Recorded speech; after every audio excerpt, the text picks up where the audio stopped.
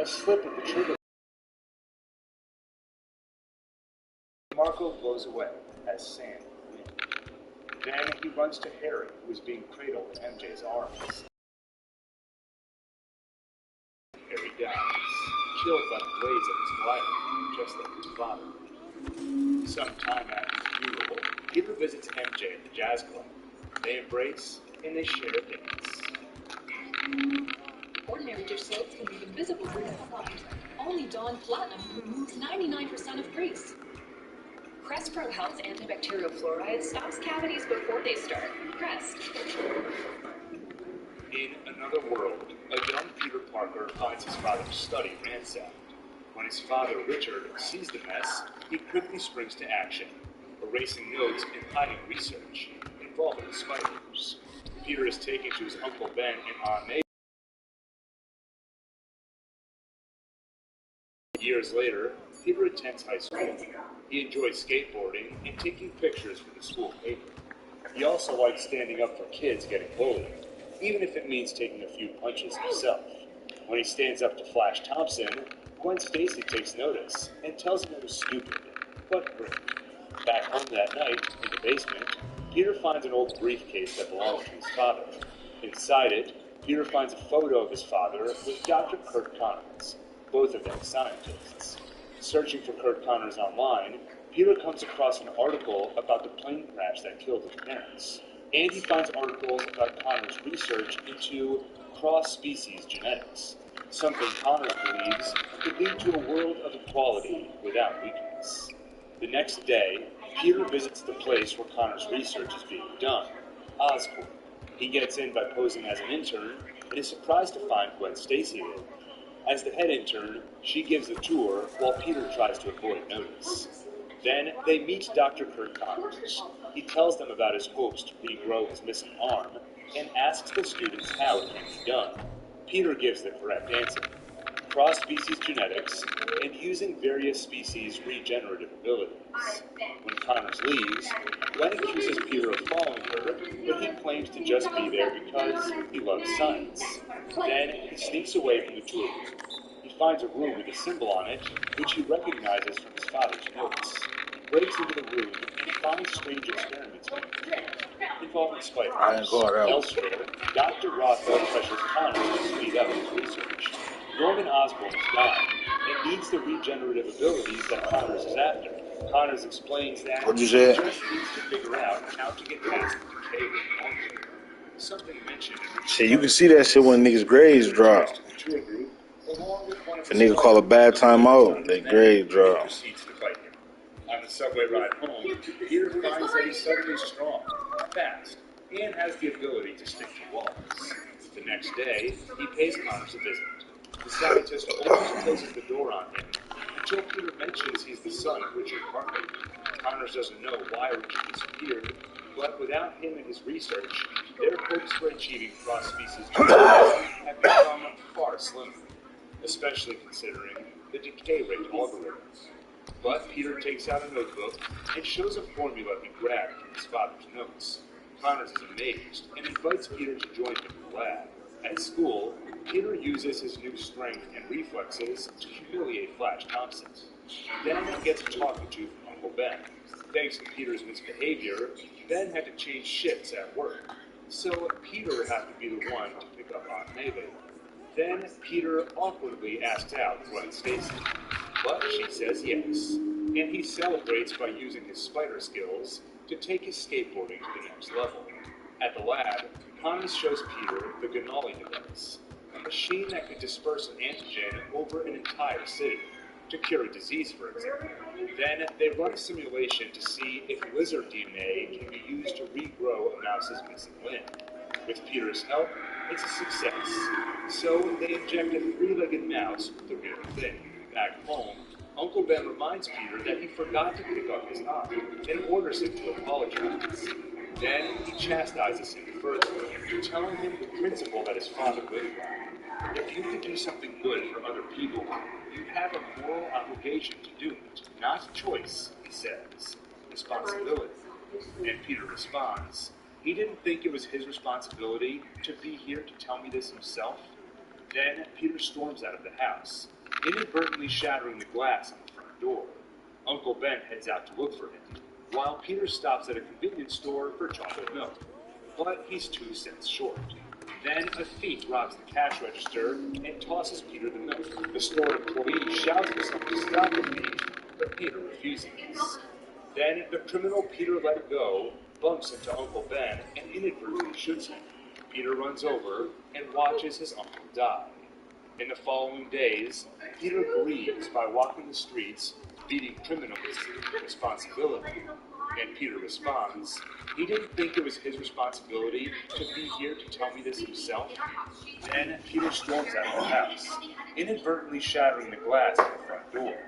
Uncle Then he chastises him further, telling him the principle that his father lived by. And Peter responds, he didn't think it was his responsibility to be here to tell me this himself. Then Peter storms out of the house, inadvertently shattering the glass on the front door. Uncle Ben heads out to look for him, while Peter stops at a convenience store for chocolate milk. But he's 2 cents short. Then a thief robs the cash register and tosses Peter the milk. The store employee shouts for someone to stop the thief, but Peter refuses. Then the criminal Peter let go bumps into Uncle Ben and inadvertently shoots him. Peter runs over and watches his uncle die. In the following days, Peter grieves by walking the streets, beating criminals, and searching for his uncle's killer. When one of his victims promises revenge and says that he'll remember Peter's face, he has the idea to wear a mask. So, the next time he chases criminals, Peter wears a red ski mask. He also looks into Oscorp's research on biocables and uses it to create web shooters, allowing him to swing through the city. Soon, the city becomes aware of the web-slinging vigilante, and so does Gwen Stacy's father, police captain George Stacy. And Peter continues to upgrade his costume until he finally becomes Spider-Man. He easily captures petty criminals and learns to evade the police, who don't seem to appreciate his unsolicited help. At Oscorp, Dr. Rotha sees the mouse's regrown limb and pushes for Connors to begin human trials. Norman Osborn will die without the gene therapy, but Connors refuses, as they need to run more tests first. So Rotha fires him.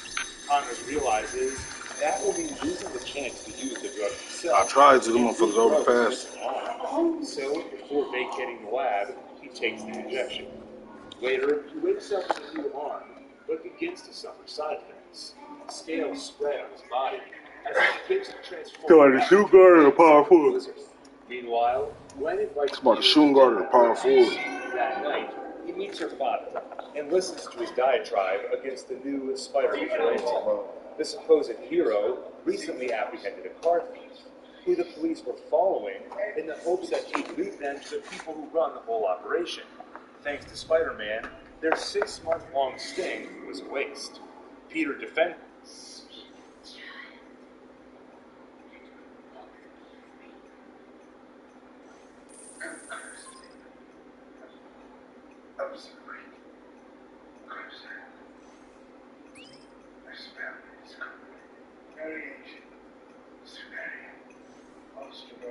How do I break it? Yes, the shot.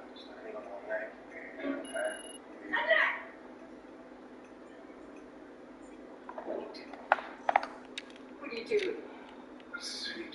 Unexpectedly, my cousin's case.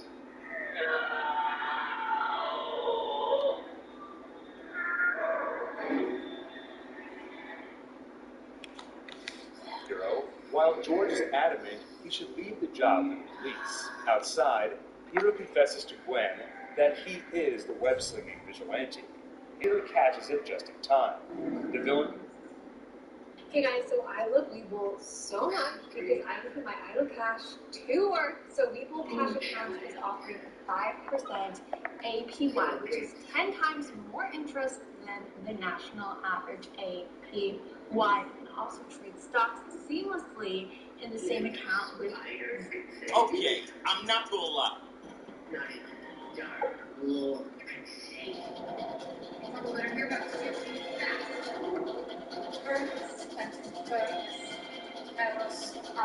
Surface and the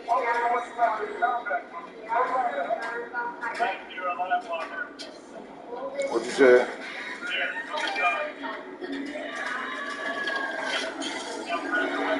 that shit crazy. Dream catchers don't have dreams dashed out. They trap rainbows. Sometimes, oldest, simplest magic works best.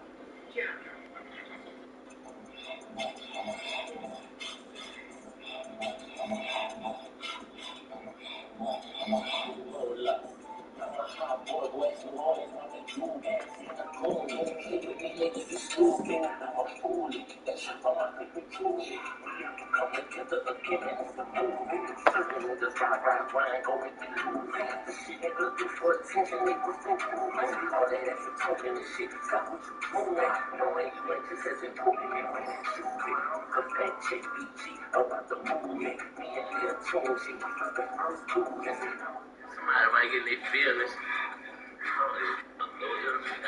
Feelings in their pocket. Man.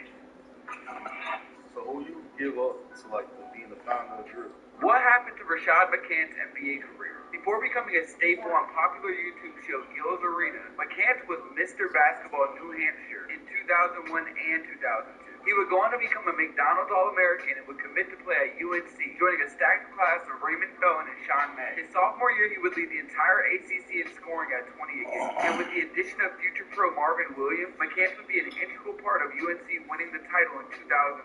He would be drafted 14th overall by the Minnesota Timberwolves. He would be hampered by injuries his first couple of seasons, but the 07-08 season was his breakout year. He averaged his career high 15 points and 3 rebounds a game. The following season, McCants would begin dating reality TV star Khloe Kardashian. That same season, McCants would be traded to the Sacramento Kings, where he would end up playing his last NBA game. Over the next couple of years, he would be a D-League player, before finishing up his career overseas. Rashad credits his downfall to his relationship with Khloe Kardashian, citing that it made GMs think that he didn't take the game seriously. What's The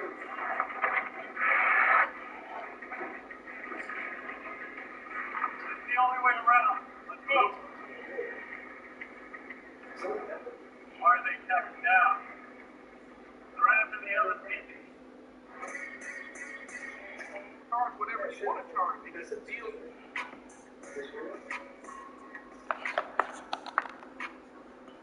Preach, bro. Like it's just what it is, bro. Like, I did it half battle. saying like I'm gonna go pick up the flip hands. So quick, and you actually get more money for winning. Like, I ain't like niggas just yeah, man, like niggas just try to I have 5 kids. I wanted to move, forward. I wanted to go back to school because I wanted to be able to provide for my family. This is my comeback. Start yours at PurdueGlobal.edu. How important is sleep to you? I'd say about a 9 out of 10. 9 out of 10 is very important. You want to try a mattress that's going to help you sleep better than ever? I'm down. When it comes to LeBron James, one of my biggest gripes against him is his passive-aggressive nature with teammates, the media, and especially fans. And looking at the LeBron Lakers era, per usual, trade rumors galore, he can get traded, he needs to get traded, he needs more help, etc., etc. It's hard to tell what's real, what's not, because the stuff is smokescreen produced by Clutch Sports. But here's one thing I do know. When it comes to Michael Jordan, only his types of antics in the media on Twitter, he would never come back. Now, LeBron's 6-year tenure in LA has featured tons of trades. Over those 6 years, Everybody on the court trash except for me and you. Pushing perspective,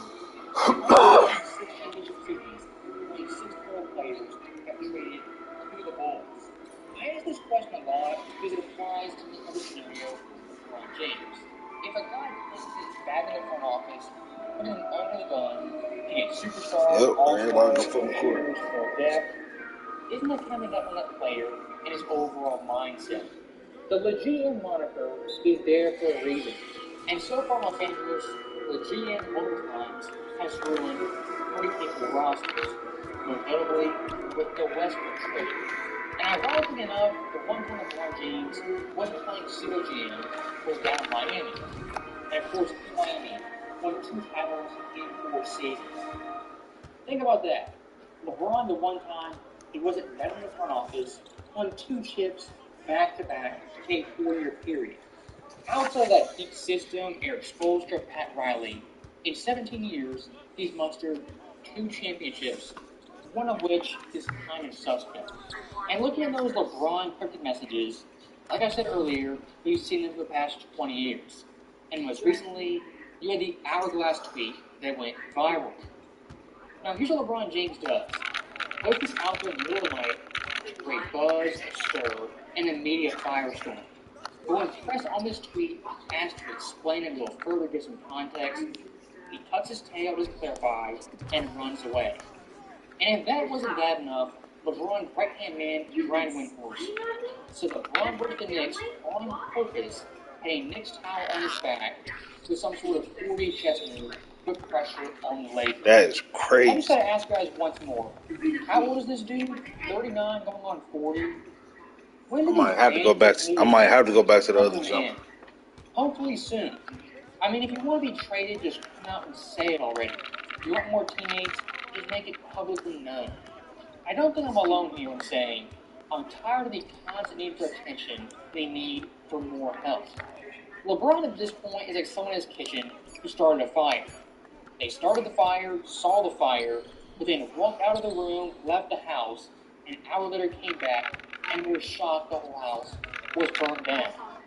Even worse than that, once the house was burnt down by them, they looked to their neighbor and blamed them. That's the LeBron James. Oh, I see it now. Championship and getting what he wants. And this same old tactic was used in Cleveland, he tried at Miami, and now in Los Angeles. And thankfully for Lakers fans, now LeBron's pushing nearly 40, these same old tactics don't really hit the same. And with all the Knicks trade buzz, the media, as usual, is in a frenzy with what-if scenarios and crazy hypotheticals. Him winning one for Cleveland did reestablish a new Jordan LeBron narrative that he can catch him in the significance of these titles. If he brings a title to Miami, Cleveland, Los Angeles, the biggest move on the board, and New York, it's the best move on the board. It's how you can eclipse MJ. These wild hypothetical narratives never cease to amaze me. As really since 2020, it's been, if LeBron does blank, he'll pass Jordan. And really, every time they say this, either one, it doesn't happen, it falls flat, or two, LeBron kind of does it, but it changes no one's mind. And these analysts are getting so desperate for LeBron to pass Jordan, now they're saying LeBron somehow could catch Jordan in significance of titles. What's that code for? Is LeBron James, he won't get 6 rings, but somehow narrative-wise I can twist it, LeBron actually has more rings than MJ 6. And look, we've already seen that multiple times with Nick Wright, saying LeBron already unofficially has 6 rings. We all know LeBron officially, unofficially got credit for 2 rings when he came back from 3-1 down and beat a 73-win team. What? When they win the title this year, it counts as another 2, which means LeBron and Jordan will both have 6 rings. Well, I'm out, man. I still feel good. I still feel 35. When I wake up, I think this is going to be a great day. This is going to be the best decade of our lives. Yeah, your 40s are underrated. Think about your parents' pictures. That's when they look the hottest. Do I look okay? Oh, it's too late. You know, I found out I have a hump, like a camel or a whale. What did John say about it? He said, don't worry, real women have curves. When Doug and Andre came to TurboTax, We navigated a turbulent housing market. Buying a butter home! But we didn't know the first thing about filing taxes as first-time home buyers. I knew how to make their new account We file taxes for millions of new homeowners and guarantee 100% accuracy on land and sea. These ludicrous arguments, outlandish hypotheticals, never seem to stop. And Nick Wright, one of those guys, said LeBron James got Cleveland their first championship counts as 2 rings. Well, newsflash for you, Jordan Chicago gave them their first championship, second championship, third championship, fourth, fifth, and sixth. These desperate arguments never hold up under any scrutiny. And let's say LeBron in 6 months is a New York Knicks. Once he gets on a team that has 2 All-Stars, being Brunson and Randall, OG Anunoby, and tons of great depth. LeBron goes to the Knicks, in no way he's saving New York basketball.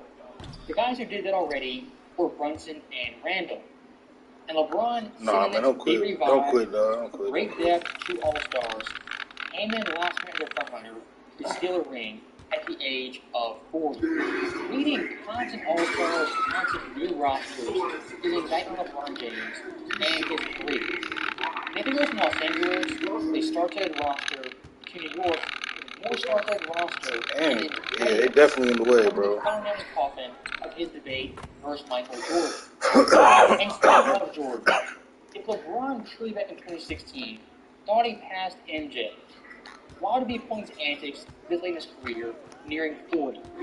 Spoiler alert, because even he knows he doesn't pass Jordan, the greatest player in NBA history. And MJ having 6 rings, if he had LeBron's mindset, the LA Lakers with Shaq and Kobe. If MJ actually wanted more championships, more rings, more hardware, he'd gone to LA instead of Washington.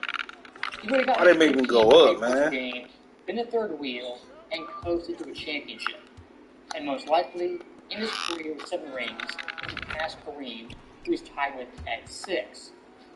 Jordan in Washington was playing for the love of the game, and already was established as the greatest player in NBA history. He didn't come back for championships to front run or make a super team in Los Angeles. And he definitely didn't come back to break Kareem's all-time scoring record. If you contrast Michael Jordan in his 5 years to LeBron James, there couldn't be a more stark difference. As Jordan coasted off into the sunset with really no baggage and no storm, LeBron James is going out with a bang, not on the court, but off the court. And if you want to be 100% honest, LeBron's aged 36 to 40 seasons, in my view, have hurt his image to a lot of NBA fans. And with the Lakers being a pitiful franchise for the majority of that time due to LeBron James, mainly him playing with stats these past few seasons. Knicks fans, Lakers fans, I wish you guys the best of luck. Because whatever team has this guy on the roster, they're definitively not winning a championship. And despite how good LeBron is still offensively, the baggage he brings, the smoke he brings, the constant drama, the tweets, trade demands, pressure on teammates, that overall baggage, in my opinion, always how good he is as a basketball player. Nigga in the and way, if he won man. a championship with Anthony Davis, D'Lo, Reeves, and great depth, that good championship simply isn't going to happen with 18 in the NBA. So, as always, thank you guys for watching. Hope you enjoyed it. I'll see you next time. Happy Valentine's! From 1-800-Flowers.com. She chased me. You chased me. Definitely love at first sight. The dog Griffin is the love of my life. No offense.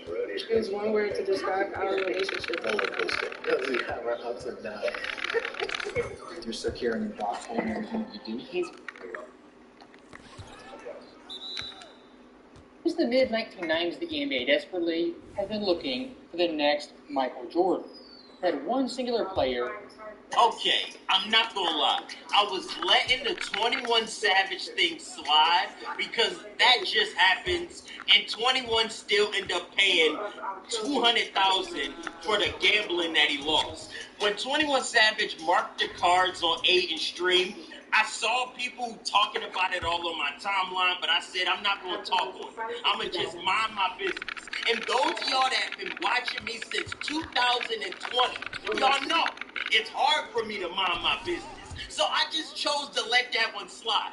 But how do you get scammed 2 times in 1 week? I'm not letting this one slide. How could you get finessed out of $2 million for this dumbass stream? Do you not read the context clues of who Playboy Cardi is? It's all over the internet. We're talking about a man who didn't show up to his kid's birth because he was playing the PlayStation with Little Uzi. While I was pregnant, this man didn't even come to see his son be born. He went to Philly to play the PlayStation with Little Uzi. He thought that was more important than seeing his son be born. And I had a scheduled C-section, by the way, because my son was so big. They were like, you can't have a natural birth. It's written all over the context. How you can't tell? You can't trust this man. Even his baby mom is telling you can't trust him because she couldn't rely on him. What makes you think you can? I don't get it. Do y'all just not pay attention to what be happening around the world? This is why I keep my ears to the street. We're talking about a man who shows up about 2 to 3 hours late for concerts that he's throwing. How do he plan the event and he show up late? Every time he has a show that he needs to attend, he's always 3 hours late. I don't know how that's possible. And then when he shows up, he gives the most minimal effort. When I say minimal effort, I'm talking last night at the Grammys. This man didn't even sing the words to his own verse. You wrote the verse, how you not gonna perform it? You're on the biggest stage in music. This man just waving his arms, sing your verse. I don't even know if that's Playboy Cardi, he's in a mask. I don't even know if that's him that showed up. You really can't expect anything. I wouldn't. Plan a pre-retirement and you can check out Webull. Webull provides all-around IRA account types, including traditional IRA, Roth IRA, and Roth. He's surprised by nothing. So why would he think, why would Aiden Ross think that Playboy Cardi was going to show up and give him this insane stream when I never heard him have a conversation with anybody? The only conversation I seen Playboy Cardi have is when he smacked somebody in the face after they was about to get into a fight. The only conversations I see Playboy Cardi have is when he about to fight somebody. But what you gonna shoot me on that phone for? Cause you reaching, bitch. You reaching. Yo, now you wanna talk, nigga? What you mean, nigga? You see how he said now you want to talk? He came to him as a fan, he ain't say nothing. But the second it got aggressive, he was ready to talk to you. You can't trust this man. I'm trying. You gotta read the evidence. It's all in these videos. Y'all just don't listen. Put the pistol down. Put the pistol down and fight me, nigga. Put the pistol down and fight. Nigga, don't worry about who I am, nigga. The fuck? What? What? Yeah. Nigga, man. Yeah, nigga, you reaching, boy. Nigga, if I reach. This is hilarious. Chat, I want this story to get better, but every time I look at the evidence, it gets worse. Playboy Cardi's team was okay with Aiden setting up this interview, so they gave Aiden a location to stream from.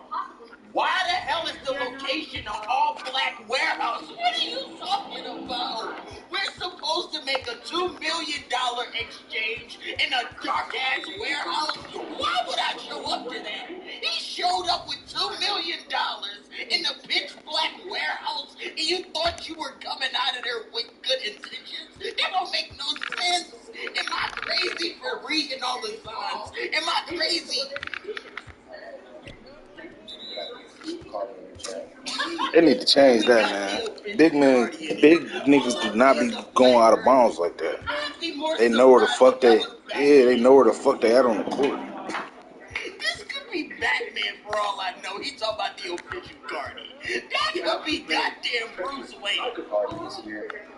Oh my goodness. Finally about time. He said finally about time because he was waiting for like 2 hours for this man to show up. He don't show up to concerts. What makes you think he was showing up to this? Why is there no lights in here? Where is the lighting?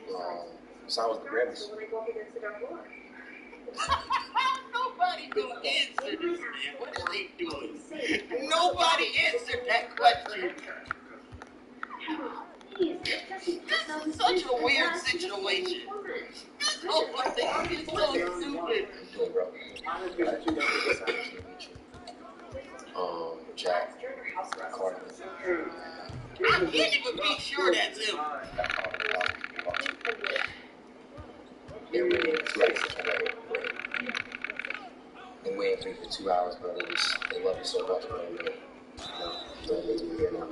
Love you. Amazing that he's here. I love you. Jack, you guys gotta understand, bro. Streaming, it's your first time doing the stream, isn't it? Yeah. I got you, bro. Does he not get a chair? Does he not plan on sticking around, get comfy? He's just standing there. Get comfy! Yo, you guys wanna, actually, matter of fact, I got you. Let's check this shit, bro. I got some cash. Yeah, we'll give it to you. It's a lot of money here. Got you, bro. For media. Got you, bro. That should have been fucking open. The nigga didn't even jump.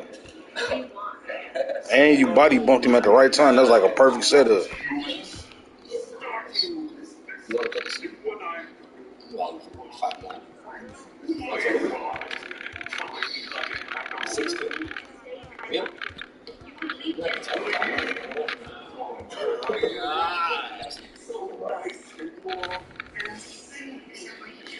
Why are they in the dark? Just explain to me. Why does man agree to show up to a live stream so we can't even see him? What's the point of streaming in the dark? Why did you agree to be on stream if you didn't want us to see you on stream? I can't even explain what's going on. Even when I turn all the lights off, it's still brighter than what they do.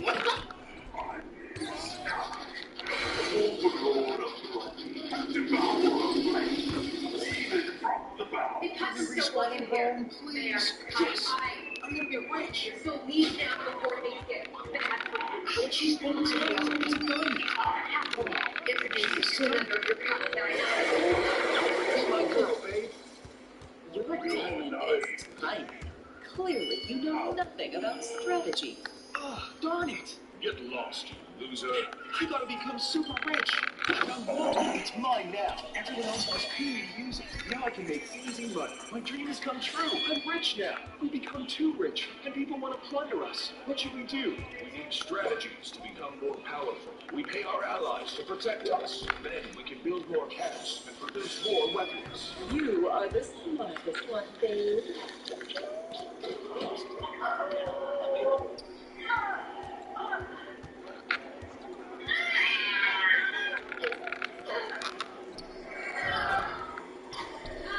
I'm trying to make it dark in here. I can't. There's still too much light on me. I can't even make it dark. I'm in the basement. Where the hell that day at that is so dark you can't see anything? I'm in the dark in my basement, and I'm still getting more light than them. What? It's a big black warehouse. Talking about just a Playboy Garden street. I can't see a damn thing. This man showed up in the gloves and masks. That could be anybody. He's just giving people $2 million to show up. They ain't even talking about shit. Talking about who's taller. He paid $2 million to explain what cartoon's taller. What the fuck are we doing? I can't do this with y'all. Y'all are sick. Y'all are crazy. Open house, bro. What you like? What kind of house is that? Keep them. Other shoes too.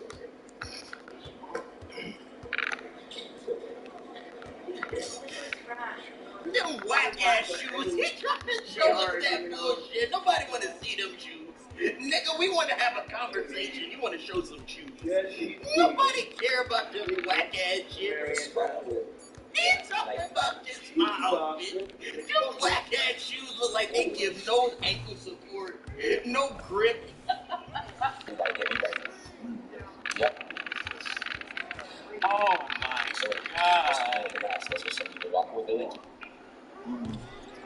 Who's actually good? Oh, really? Nice. I like it, bro. It's nice. You play games, shit, video games? No? Man, we gotta play some games. We went to home before. That would be lying because we know he was in Philly playing PlayStation with Lil Uzi. I can't do this. Okay, bro, why do you guys think it's not him? It's obviously him, bro. I don't think that's him. He said it's obvious. Who that could be any fucking body? How was your day? What you did?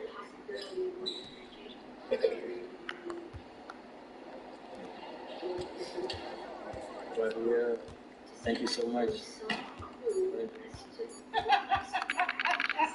He said, how your day today? It's been a pleasure. This man said, how was your day? I gotta get out of here. This man started asking me how my day. I gotta go. I gotta go. He called 21 Savage to talk about what happened with Playboy Cardi. That don't even make sense. Sorry. What up, bro? Yo, I'm live right now, bro. What's good, bro? Say what's up to the chat. What up, chat? You told him you got your money, bro? I did, I swear. They thought it was fake, but I did. You told him that the card sold out? Yeah, yo, chat, his cards and his dice that he was selling on his website, they sold out, yes.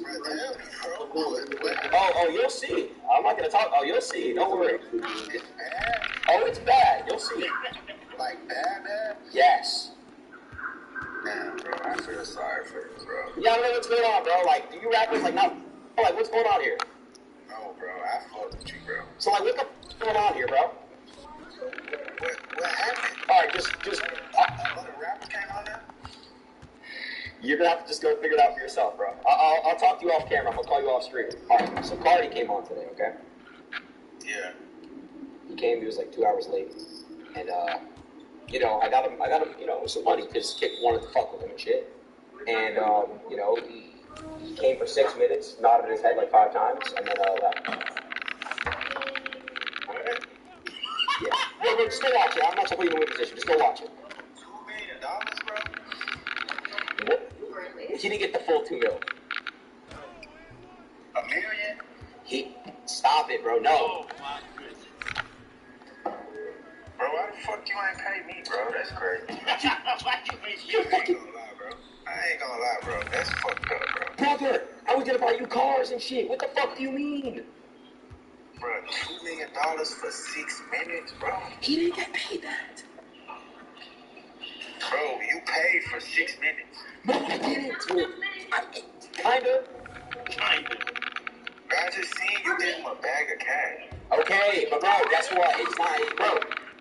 Trust me, you and I are gonna make more money together like this. Okay, you and me are gonna make more money like this. Damn, I try to get him again. Bro, we gotta have a talk when I see you, bro. Bro, you and I will make more money together than him and he just made it 6 minutes. I promise. Alright, call me when you're done streaming, bro. Alright, Chad. Moral of the story, don't pay until the job is finished. Don't ever give somebody hired all of the money before they completed all of the job. Playboy Cardi should have gotten half or completely less until Aiden felt like he'd been on stream for a good amount of time. Him paying in his hand on stream in front of everybody left him no reason to stick around, so I can't even be completely mad because Aiden was unprepared. They had nothing to talk about. He asked them, how was your day?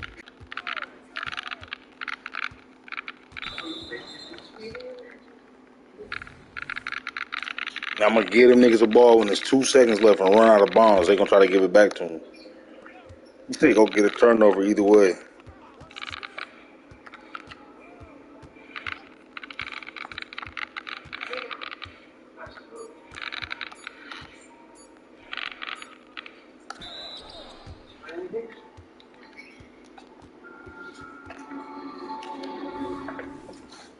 They did it. They wanted to call a lot of timeouts.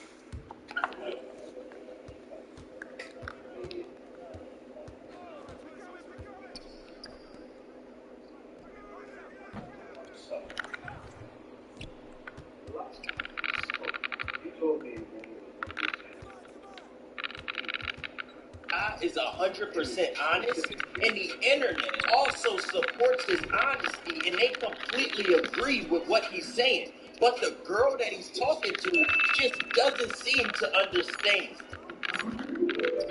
9 girls versus 1 guy. Already you're lying. It's supposed to be 20. They don't know what to do now. The other dude trying to stay at half court. We all can collectively agree that the 20v1 category needs to be retired. Yo! Happy Sunday, it's your boy Tristan. I get y'all with another. Appreciate all the support. Thanks for everyone who subscribed to the channel.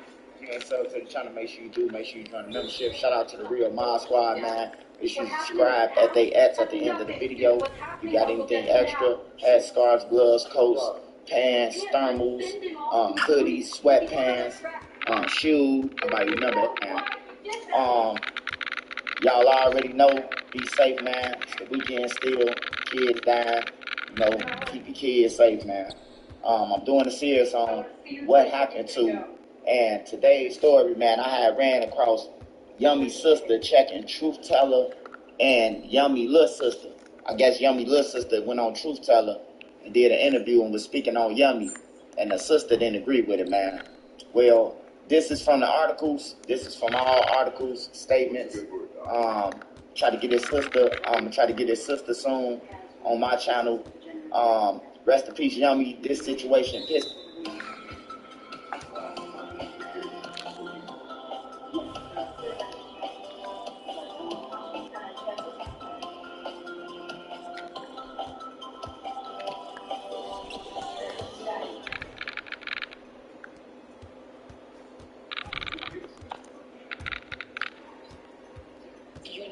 Try out this app. It's called Just Play, and they literally. I'm gonna throw you a bounce hoop. I thought you was running up.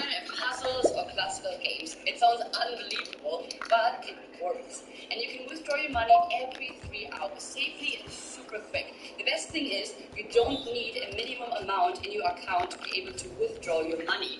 You can get me off. You know, I was once a black disciple, so I could relate. You know what I'm saying, to the bullshit and the send off shit that I witnessed, you know, they'll do. That's why I encourage the youth to get out of gangs, man.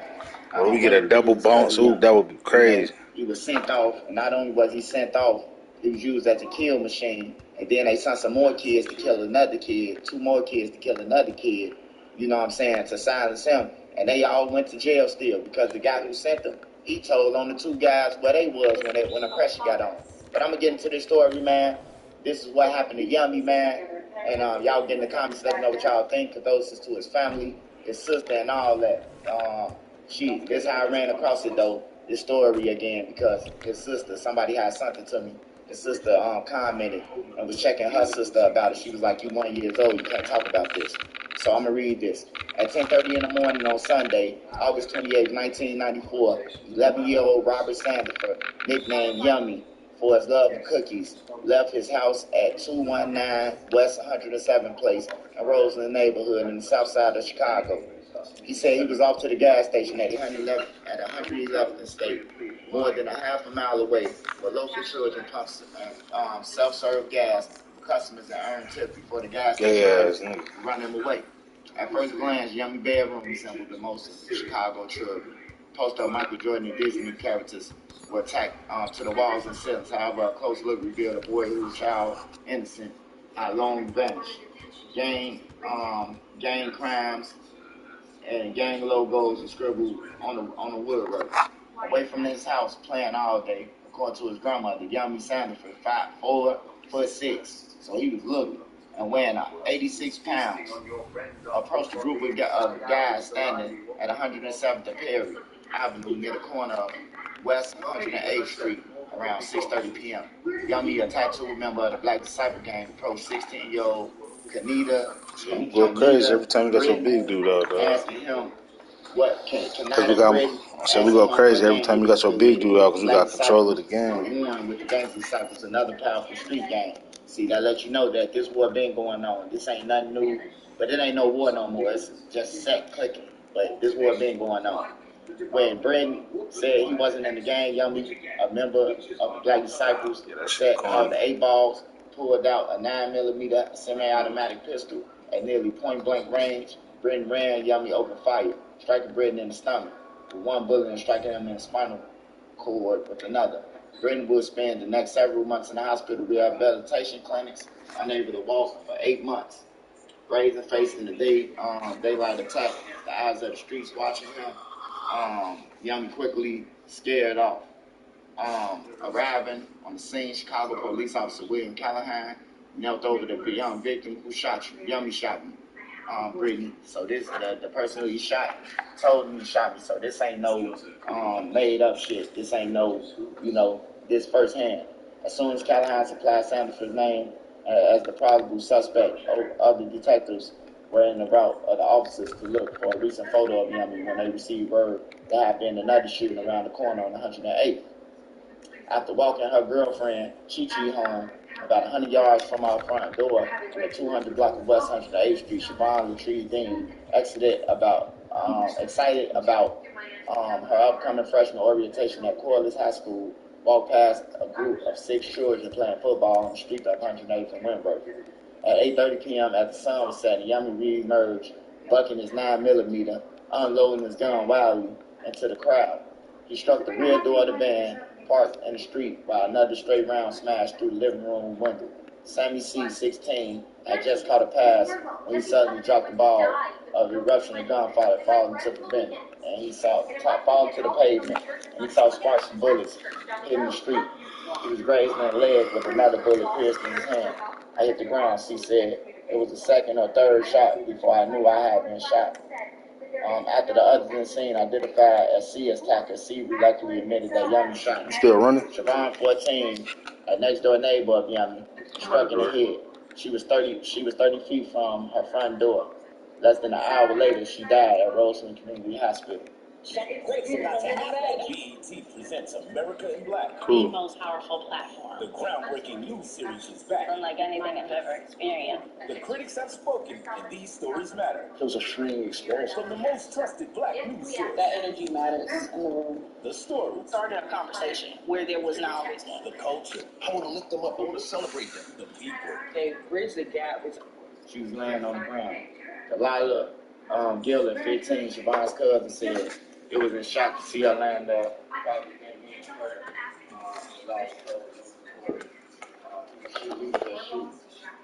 It's just terrible. The Bible says of all people. Yeah. Well, he just jumped in. At Young said, the second shoot, was seen laying. You ready, Craig? We're doing something. I called 1994 and scared of Chicago. The murder of children became scared. Just when the police put out a man, So you just turned around? They on the run, they ran around all the hoods. Now this, remember what I told y'all? This is what the gang will give you up at. Young was not unknown in Chicago. Police used to arrest us to stay back. January of 1992. Arrested residential burglary, auto theft, and armed robbery, and shoplifting. Young record mind about those past conflicts, question is where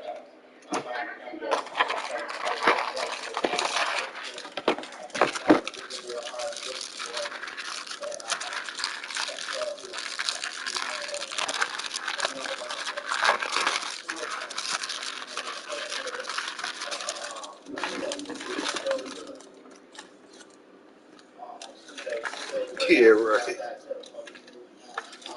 We jumped out of party.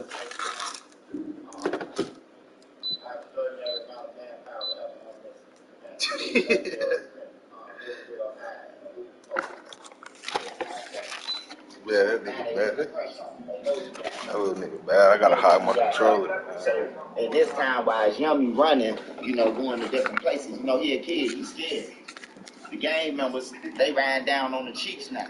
So when they ride down on the guys who ordered it, because the guy comes from the top for you to be doing this. That 11-year-old back then wasn't just doing shit on his fucking own. Like it had to come from a board member, a minister. So Yummy done killed this girl. He shot this boy. All the victims said he did it. He was the one who did it. So this high-ranking gang member, he sent before he told on before he gave up everybody, you know what I'm saying? He had told Craig, the Hardaway brothers, and another guy that Yummy had to go. If they were scared that Yummy was gonna tell, you know what I'm saying? They try to make that shit up, but Yummy ain't tell or none of that. He was 10 toes down. Them niggas was the problem the whole time. Mike Griffin, a 14-year-old member of the Black Disciples, saw Yummy sitting on the porch of an abandoned house on Eggbrook. Griffin stopped by and talked to Yummy, who said he wanted to go home. After unsuccessfully calling a taxi from an acquaintance's house further down the street, Yummy and Griffin walked to Jasmine Cooper's house on 106 in South Eggbrook together in front porch, together on the front porch at 108th place. Craig met Kenny. The two went on the porch on the second floor where Kenny said Yummy needed to be gotten rid of. According to court hearings, Kenny handed Craig a 25 caliber silver plated handgun to an 11-year-old dude punched by the gang member. His cooperation leading to the arrest of gang leaders. Kenny gave Craig keys to a late model light color Oldsmobile Delta 88. They were to tell Yummy they would take him out of town. Yummy gave his grandmother he can't read. Sandra Cooper. Man walked down the block. Oh no, yeah, he know you is. He be like, that's Kraft? But that's Kraft and Monkey? Like, no, nigga.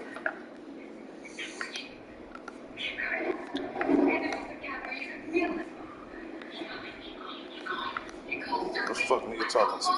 What this nigga have? Oh, they sick.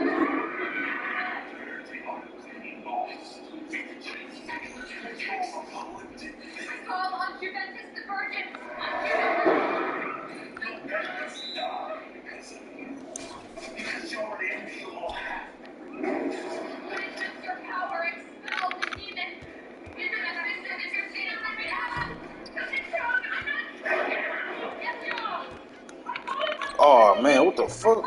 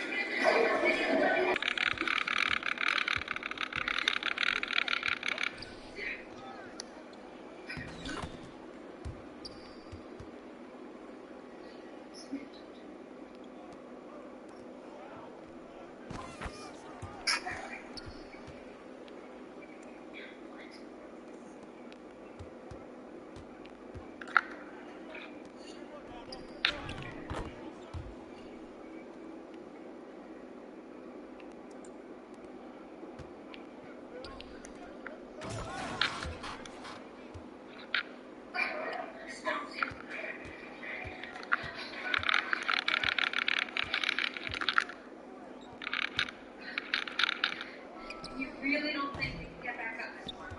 Not with that stair there. No, stay there a second. No. That's one of them. Like that.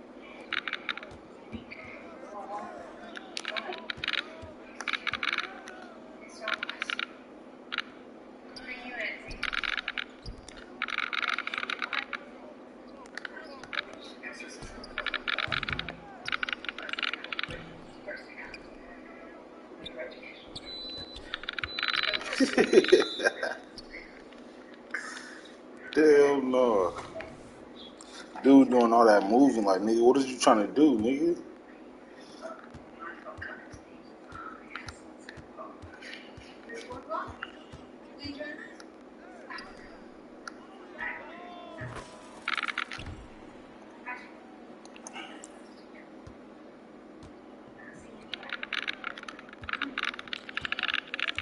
Yeah, my way too.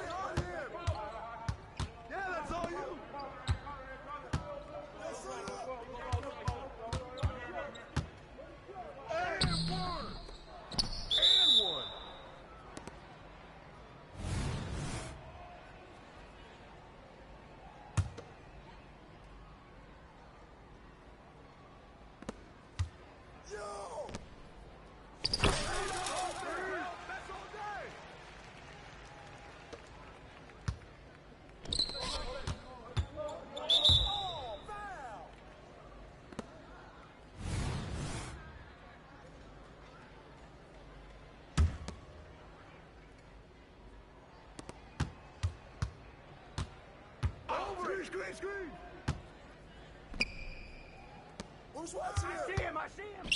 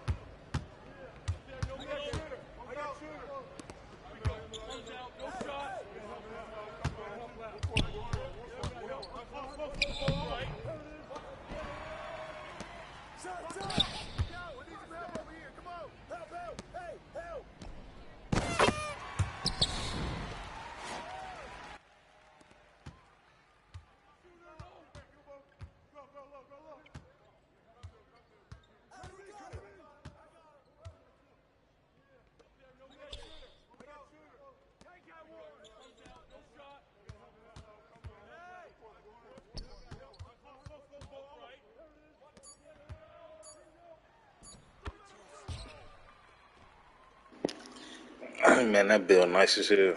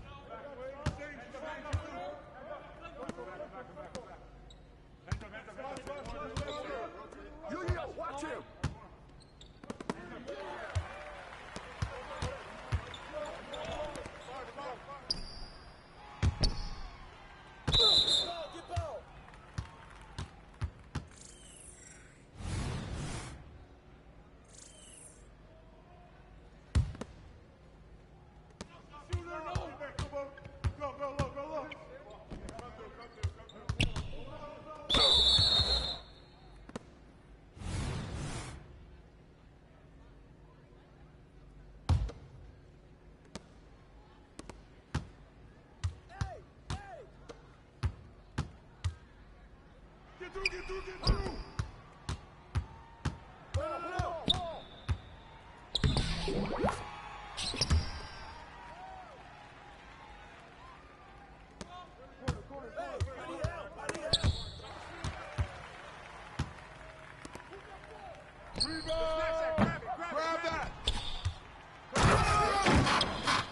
This nigga crowd fraud.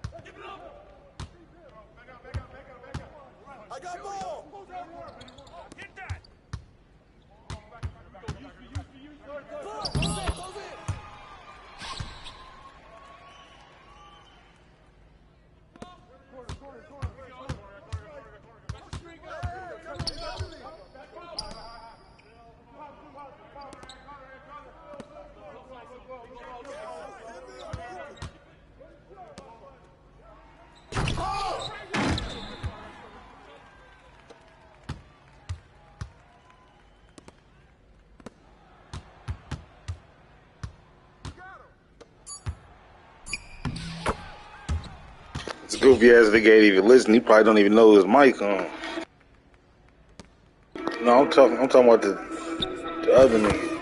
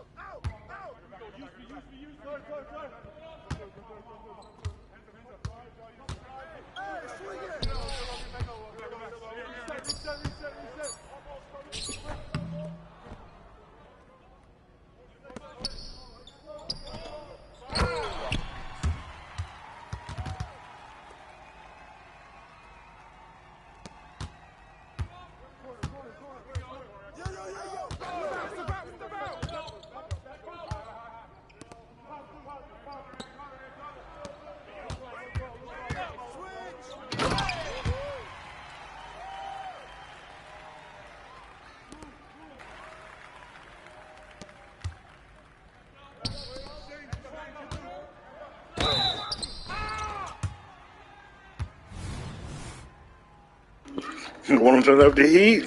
You gotta pay that price. You want the heat on? You gotta pay that price.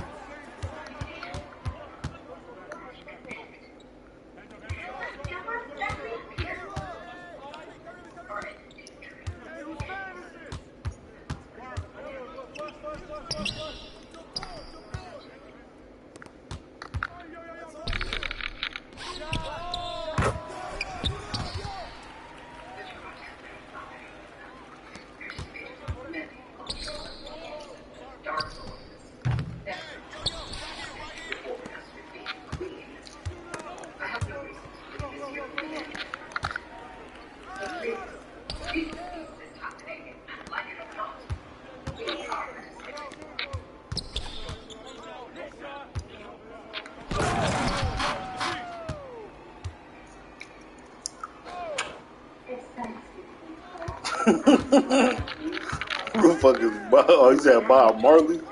This nigga fraud.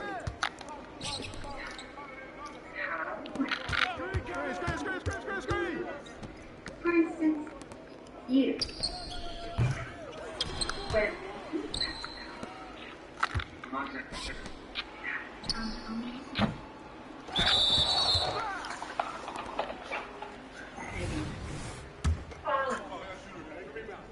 the assignment.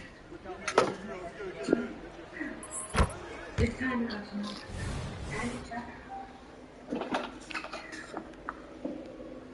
Crisis.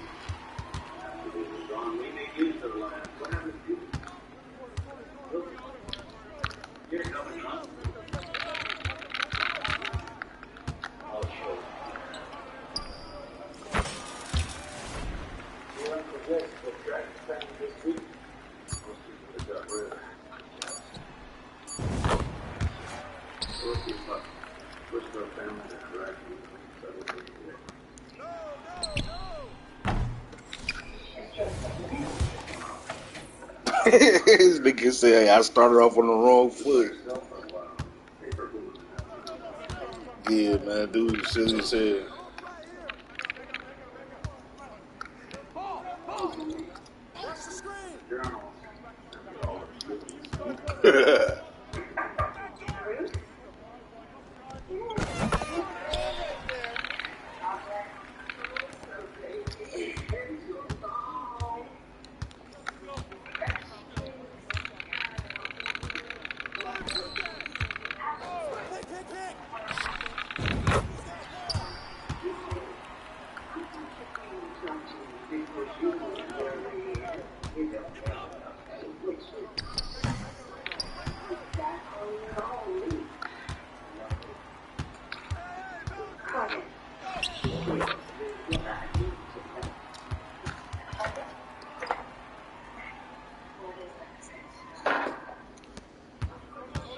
That's a retarded.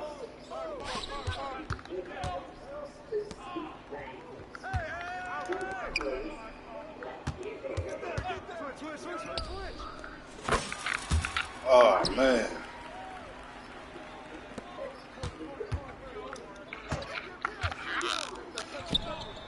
That's broke, that's broke.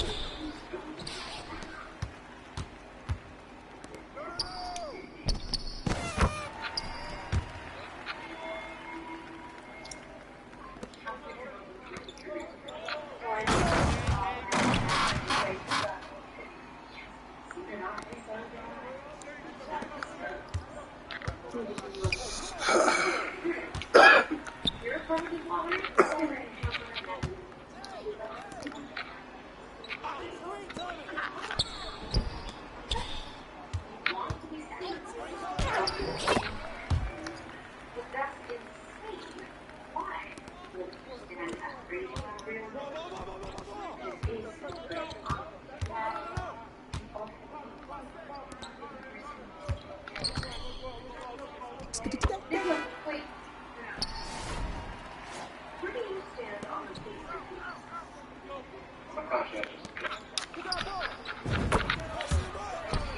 Your father actually did.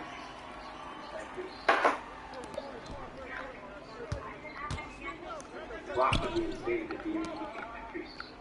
You see the execution.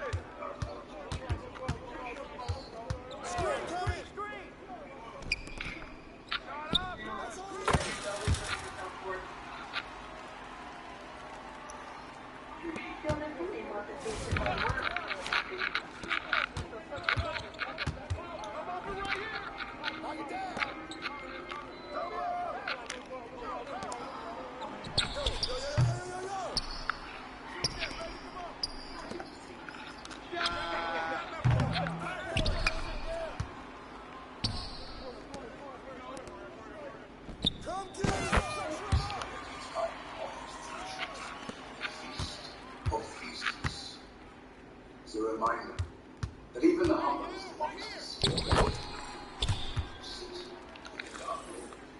and that the survival of the country is greater than the life of any individual. Sisters, let the dark Lord will be revealed.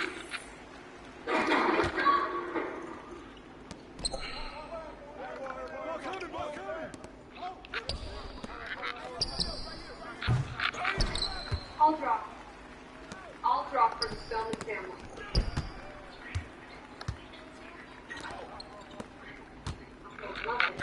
You should. I didn't tell them. Unless, of course, you want to admit that this whole thing is barbaric, as my father believed.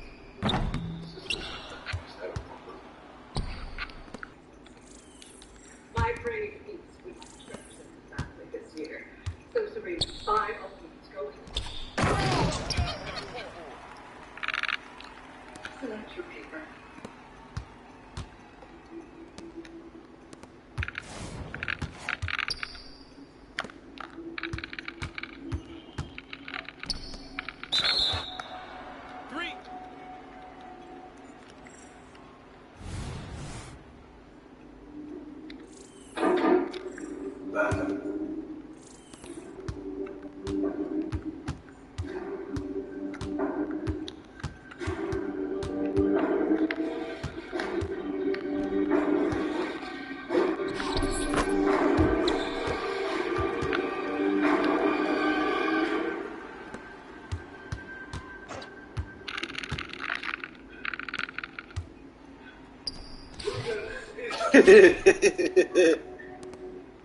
That was some crazy shit, dog.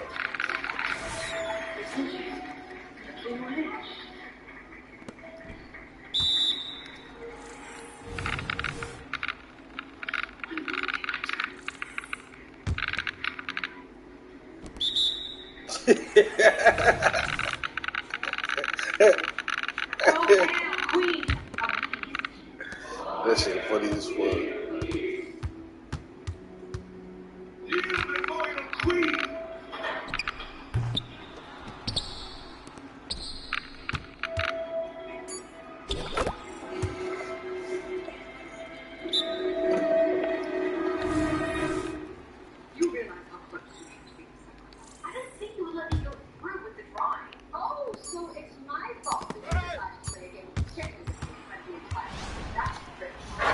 Yeah, that nigga was good.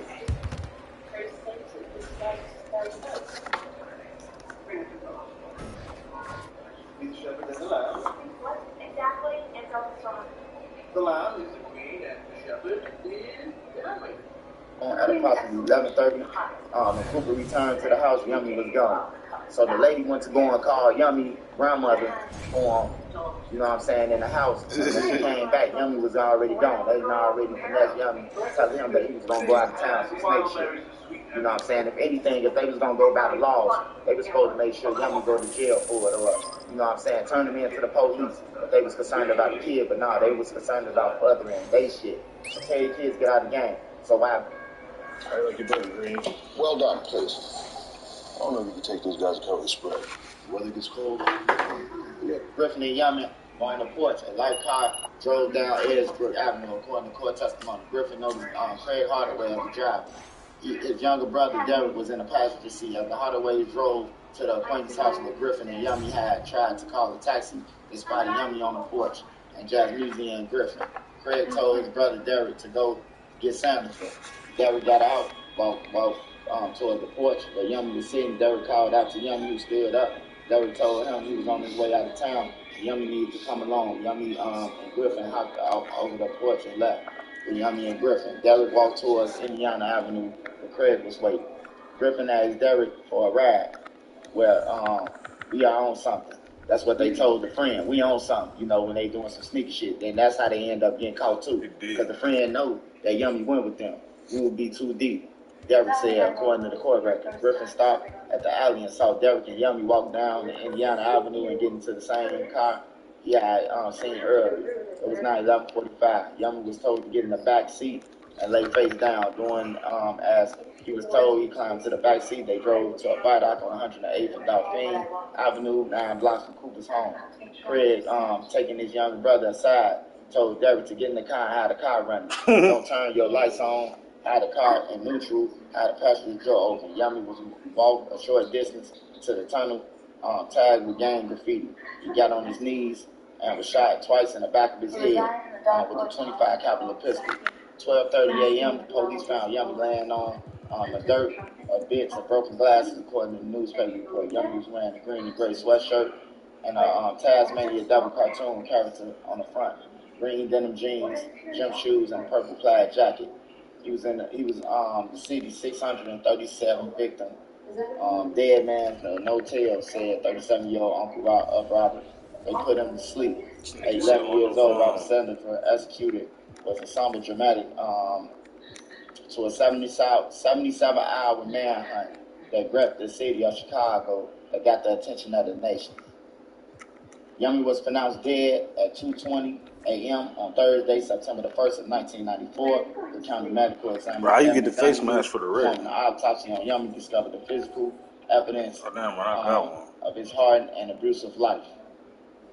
You know, I want a black one. Yummy with one copper jacket, 25 caliber slug embedded in his not yet fully formed brain. Had a tattoo on his right forearm, BD, with the trays on it, which represented the Black Disciples Nation. Earlier this week, his grandmother had told reporters he had a tattoo that read, "I love Mama." Mommy. There were 49 scars. Said Yummy, he been through some shit, man. He was a kid, man. He was a kid, man. His mama had him. Trenches talking about the Yummy nigga. Whacking motherfuckers. They made the little nigga kill some shit and they killed him because they thought he was gonna snitch the whole time. He wasn't even telling. And they all end up going to jail for life. I mean, no, they ain't get life. They ain't get life.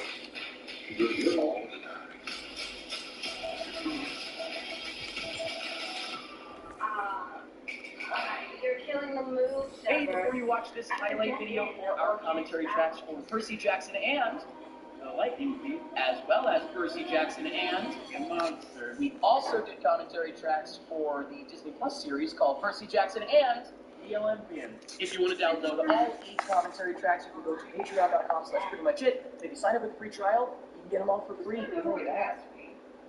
Don't take my money. Enjoy the commentary tracks. Now, enjoy the series. This is going to wind up being Zeus' son. No, Poseidon's son. Oh, that's why he's not drowning, because he's fucking Poseidon's son. Is any of their dad the guy with the little dick? What? The statue with that little dick? Oh my god. That's the guy. That's David.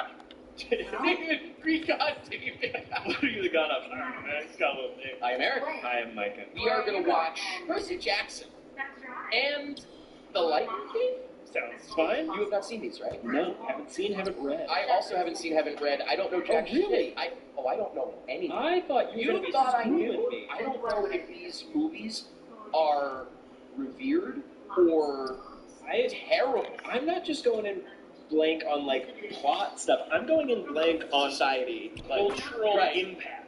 I have no clue. I have to imagine that a lot of the people watching this are purse heads. That sounds like I don't like that. He's dyslexic.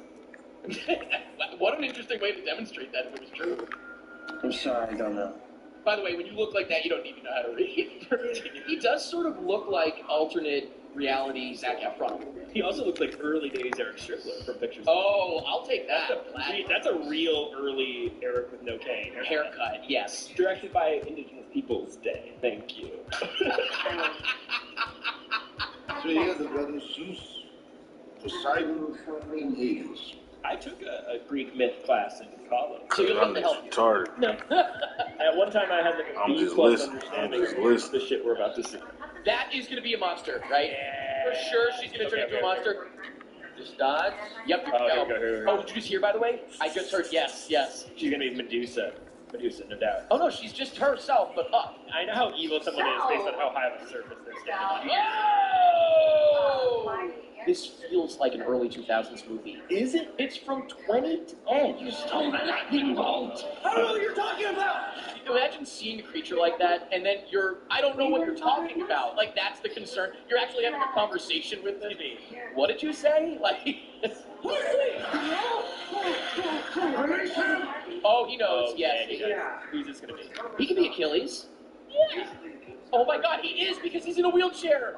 No. Oh my fucking God, Achilles heel joke, dude. He's turning into that thing. Surely, concealed in our school, I should have known. Wait, by the way, maybe the friend is Achilles because he's got crutches. Why is everyone having leg problems? Yeah, right. He's no longer secure. Okay, we're sitting. Choice, camp. Move him to the camp. Oh, I don't like that. Holy shit, Twister got me like.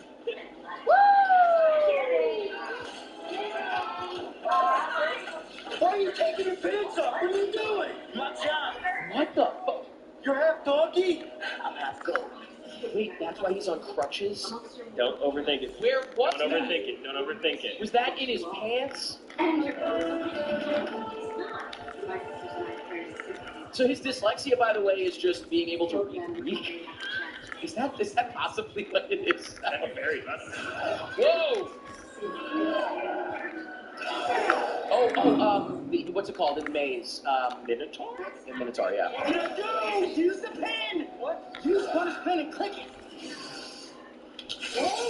The pen is mightier than the sword. I'm gonna fucking kill myself. That's not even Greek. I don't think. Is that Shakespeare? I I think that's Look, Shakespeare. again, we're gonna really expose how little we know about everything. About anything and everything.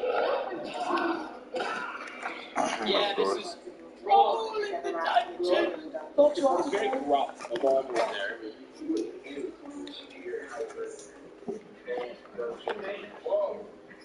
Oh my God. Hell no. Yeah, you get one G-word. We ain't got shit out here. Oh, that's our word. That's our word. I'm allowed to say go. No, I stay like 30 minutes away from Crab. Super squash you like a bug. That's not what I asked. How do you know these people? Bro, we ain't got nothing. We ain't got In-N-Out, Jack in By the the way, Box. are the children real, Nigga. or did they make all the stuff they Shit. did? I bet it's all like. All we got is Burger King, McDonald's, Wendy's, Taco Bell. No, whoa, okay. Where did that go when he's in a wheelchair? Eric, it's magic. My world. I know this guy.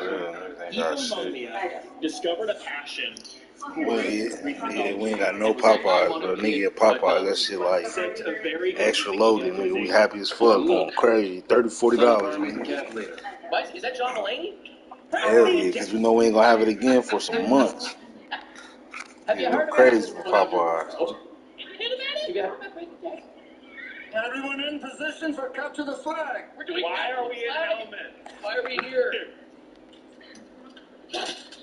My mother is goddess of wisdom and battle. I ain't never had that And shit. did she ever tell you The to fuck take your is helmet that? off, you fucking moron?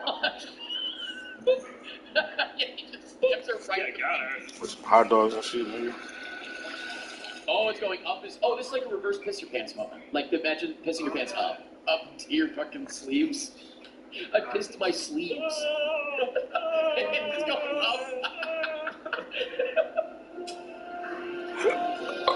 Nigga, get to the door. If you want to play captain of the flag, or don't let him take the Don't flag. let him take the flag. You also have to run it back to your side. This Yeah, kid this is so dumb. For all we know, that was like a kid at the camp. That is half kid. Oh, the kid was in an iron lung. They killed my until he friend. turned into a pig.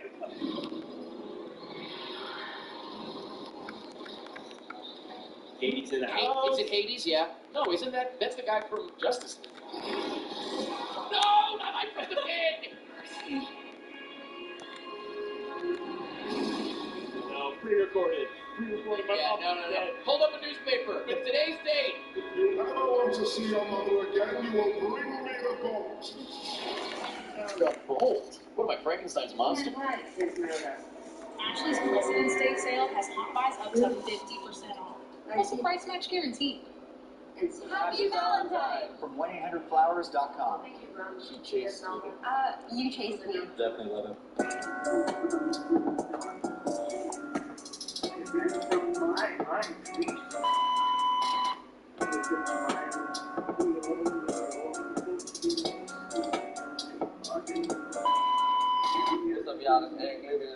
TV. And the day we got 2 brothers killed in Chicago. It's really 4 brothers. It's a sad story, y'all. Make sure y'all like and subscribe to the channel. It's Chicago week, man. Shout out to Jay, man. We turned up over here. But what I'm gonna tell you, you know the world. We ain't for 63rd. We ain't dissing nothing. We pushing peace, man. Shout out to Mr. Woods, man. Young Woods.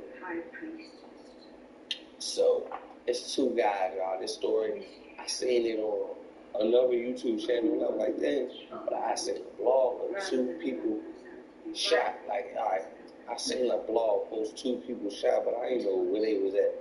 I thought it was like outside a mall or something. I didn't even know the age of the guys.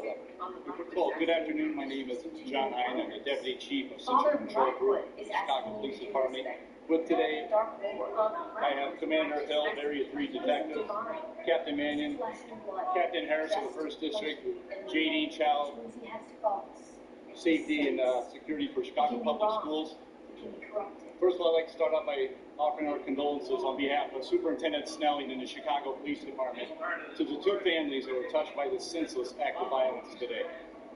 Approximately 12:25 today, several students were exiting the Innovations High School when 2 cars pulled up and a group of individuals exited said vehicles, fired multiple times, striking 2 of the teenage students of Innovations High School.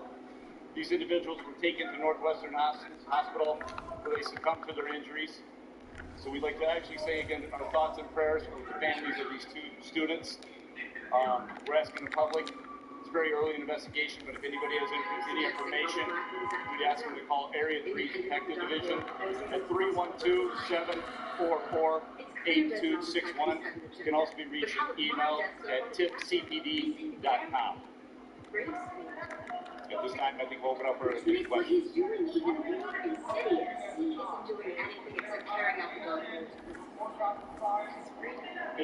It appears that, oh wait, 1 second.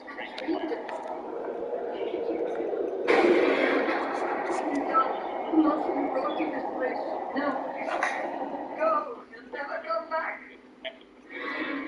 17 years. K18's molecular repair hair oil fights frizz from within without weighing your hair down. K18hair.com.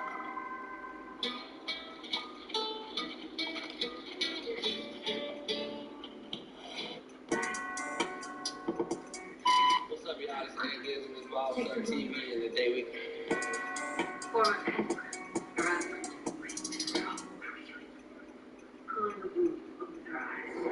Everybody he be around all those rappers, people he been in industry all these laws, they think he from Baltimore, he got pulled and respect, he's some big man's on paperwork. I ain't sure the paperwork ain't right about it. I guess he was stunned by the paperwork too. But like, bro, this man's on paperwork. I don't care about the man paperwork. You hang with him, I'm just letting you know though. Like, don't push me off for doing nothing wrong. Like, I ain't doing nothing wrong. I'll bring it to you.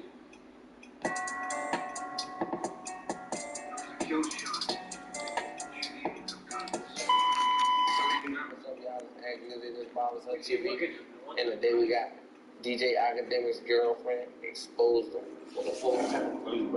Make sure y'all like and subscribe to the channel.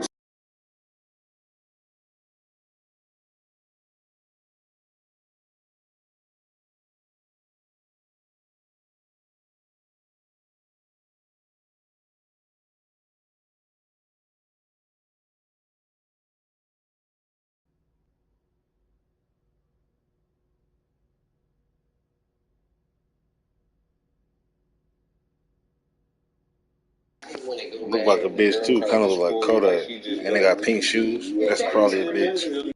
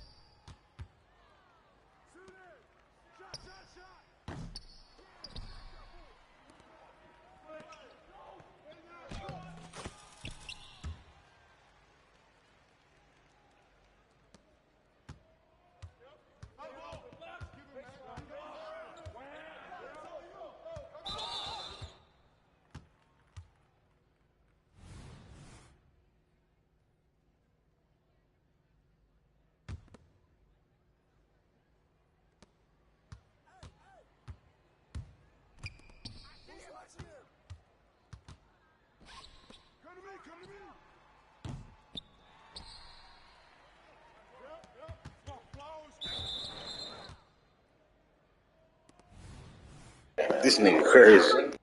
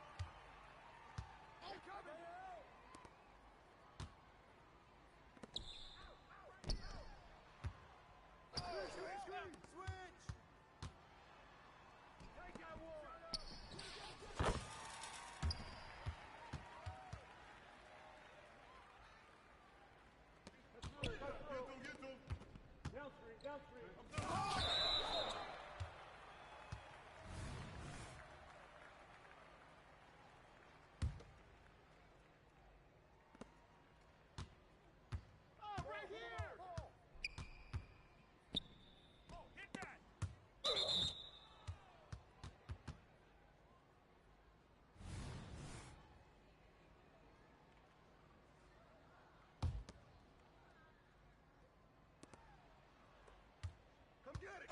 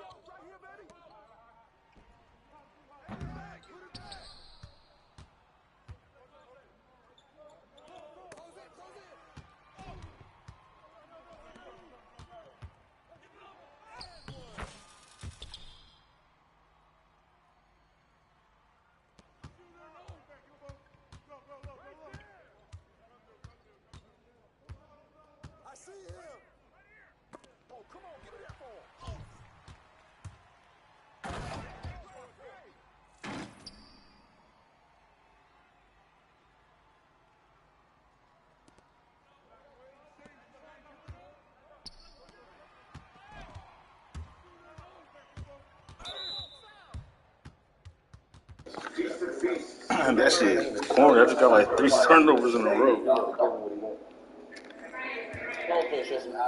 The nigga that's 2 for 7 is flopping. didn't believe it at first, but when he proved it, and his other baby was just step on, I cut him off immediately. I didn't even tell him to cut off. I didn't cut him when I stopped him. He did me.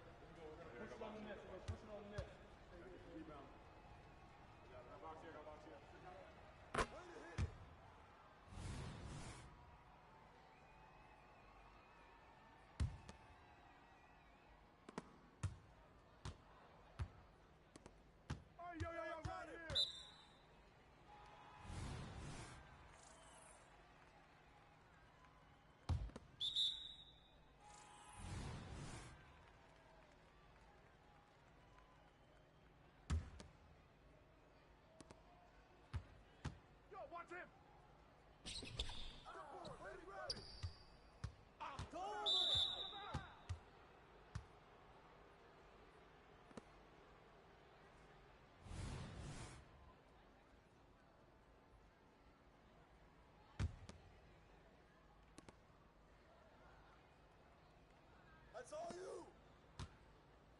Hey, yo, right here, right here.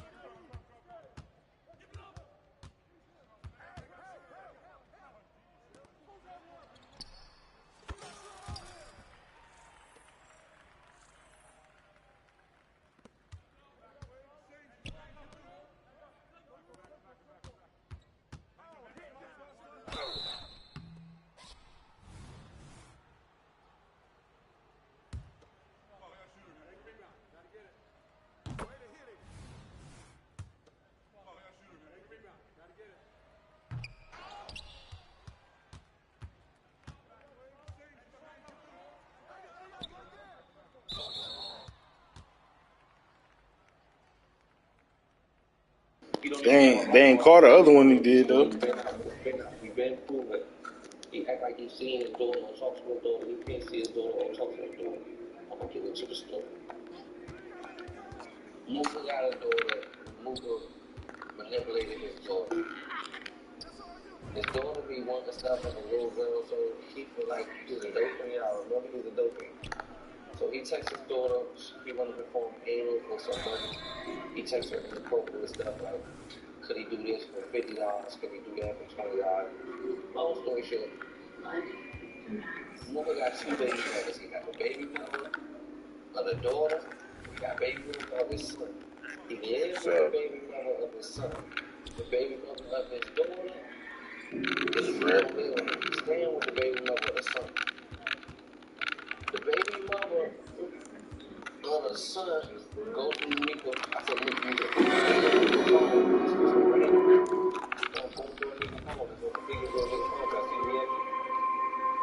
And clicks on his daughter text message. When he clicks his daughter text message, This is the baby mama. She know the daughter number. This is the baby mama. She know the daughter number. They got the number. She know the number. Like, they did with each other.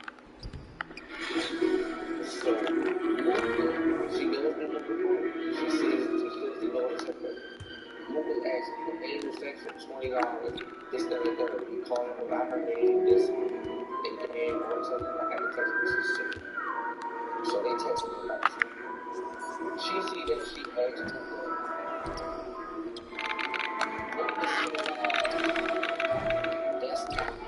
That's this guy named Abel from the Gods, and there's this little girl named Destiny from the Gods.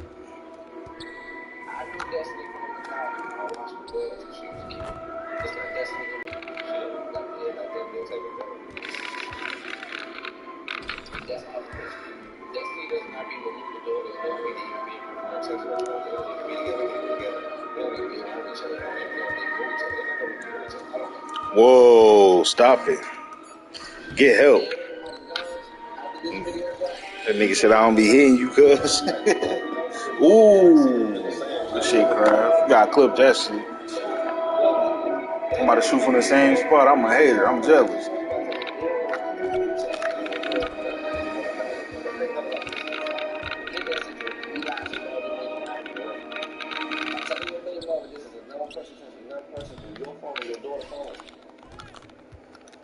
Why is a friend of yours texting your daughter phone anal sex for money? I don't care if people texting another person, nothing. This is a friend of yours.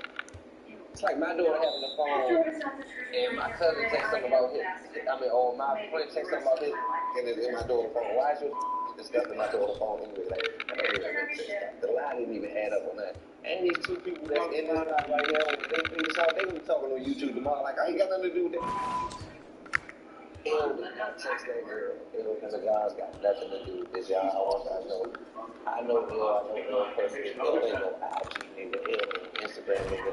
Ew don't even be on Instagram for his name to be in Instagram and stuff like that. This nigga that called this motherfucker every black motherfucker possible. Oh, why he ain't run up, bro? He's a dumbass.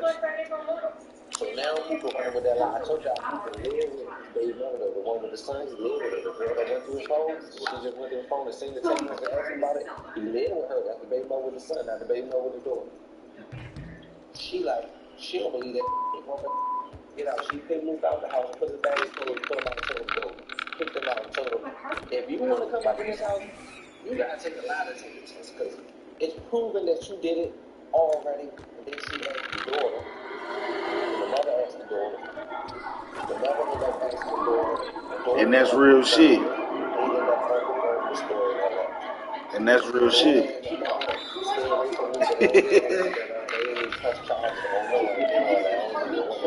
And that's real shit.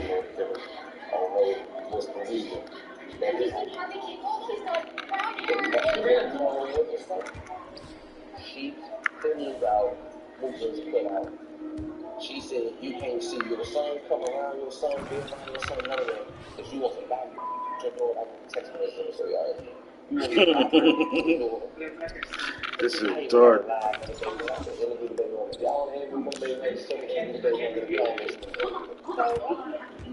Tim Hortons has a new $6 breakfast bundle with a $9 breakfast sandwich, a small hot rice coffee, and a classic big value pizza.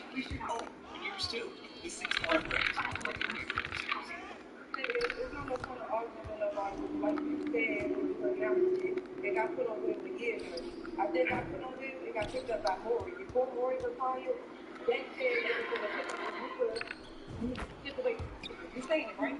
Even the current Running, Jason. fast forward, now this is, I told him I got half on the number. Got 2 minutes left. He got half on the number. Pretty sure you got half on the number.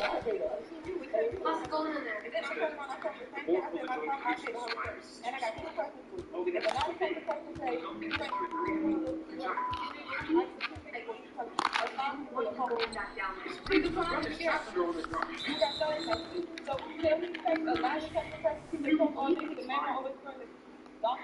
you got the strap? Okay, let's get that documentation, some lines on the paper. You ain't got to come up with a with that. If it's false allegation, you can walk away with a little money. but I make you over today. That's not violence. He want to make songs about why you go Maury and perform this music. You knew that's going to say you ain't do nothing wrong with Maury. Why you go in there and say, yeah, I'm going to tell him, just make it, just so y'all let me perform. That's it. That's all I wanted to ask.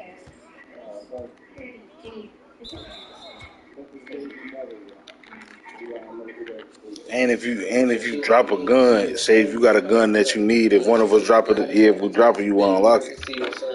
So all you gotta do is ask for a gun you need. She already confessed you did that. Everybody know you did that. The only one standing is alive. Just really. I made a live saying I make this video that I made on the air. He said he gonna sue me. He better get his lawyers stuff, but they can't sue him, but they can't tie him on this movement. Say your lawyers not saying this. Yeah, tell him. She be in court. What's going on? Are you crazy? What is that? Your client got text messages in his daughter's phone. That nigga raw. About sexual explicit things from your contact number in the minor's phone is a charge alone. So you might go to jail trying to put me in jail. You might try to sue for it, bro. What you want to sue for? What you want to sue for? Just tell me. What you want the YouTube channel? What you want to be me? You pay me. You kind of I'm about to do something. When you wake up. So now everybody's standing what you're doing, so it started coming out on live. Somebody had leaked what he said in his part. Because he be reaching too much. It came out months ago. That's the reason I cut it on. So long as you can see it here, you could acting like I told him that I was about to drop a video, and now he acting like he was suing because the video coming out. He acting like he talked to his daughter, and I'm saying something about his daughter, bro. I don't know what you did to your daughter. And that's real shit. What you did to your daughter. You need to get out to the world, you need to be held. Then he said, I was DC black, I mean, world guys, and he talking about what Ant Gillian doing in the situation because speak on that. Yeah, I'm trying to shoot from the logo. I'm trying to shoot from right here. Nigga. Let me see that, you know. Oh, they gay. Me, I'm like, cool, I'm going to ask the daughter myself. She put up a post, I'm not speaking on no deadbeat father, I'm not giving him no credit. He know what he did, and this is funny as hell. This man is 43 years old, sitting in a trap house, being a little homie to a nigga named Nutbox. But I mean, I got a real girl and a real dog. You around with a nigga named Nutbox. That's your big homie. You became a nigga Nutbox. Y'all studying a section in the apartment, still got the rape every. Terrence, bring him here, bro. Bring him here. 20 years of can over, still got more money. Give me some Fatil. Let it go. Give it here. No, this nigga stole my shit. Nigga, I ain't right. Nigga, the fuck? I seen you sneaking it the whole time, bro. This nigga went and got a cover, balled up under the cover, and snuck by his mom and still scared. I'm sitting there looking. I'm sitting there just some Skittles. I'm sitting there looking at this nigga do this shit though. He think he's slick and I'm watching him.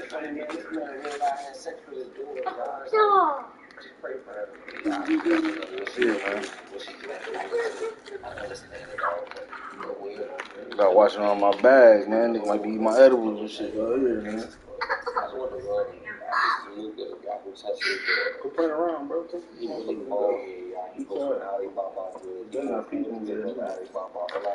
Skittle, man.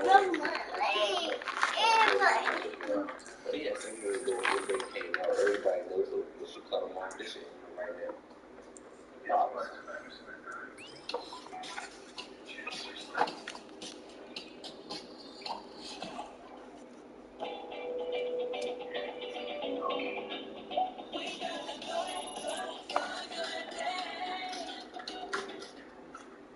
If you can dream it, then bread provides. Yeah, because bread loves everyone. And it's the type of journey that should be fun. The life you always wanted, time to make it true, because you deserve it. Bread is the one for you. Bread Financial, the best thing since all my bank.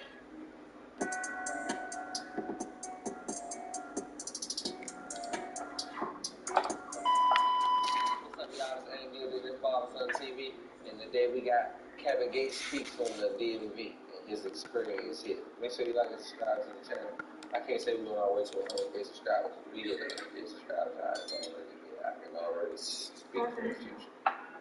Let's get into it, y'all. It's February. As we know, it's February. It's my birthday month. We about to turn up, y'all.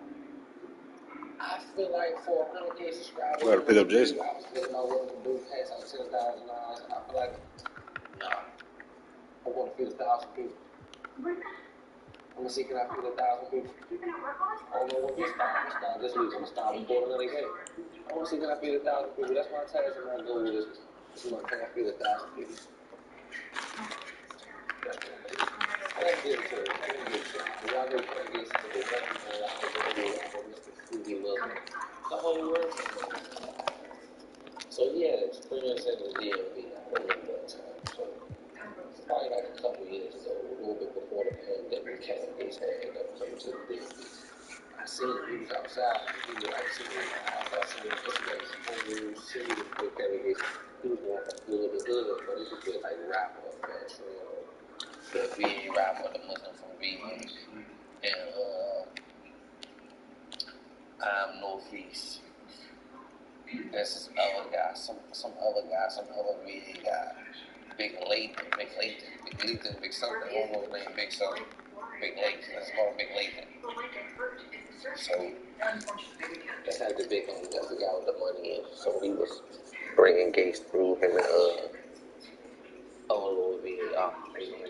Kevin Gates, they going from hood to hood, they linking up with other rappers that's from the city, taking them from hood to hood. Kevin Gates, I'm seeing on Instagram, he hood to hood with his shirt off, shooting videos. This was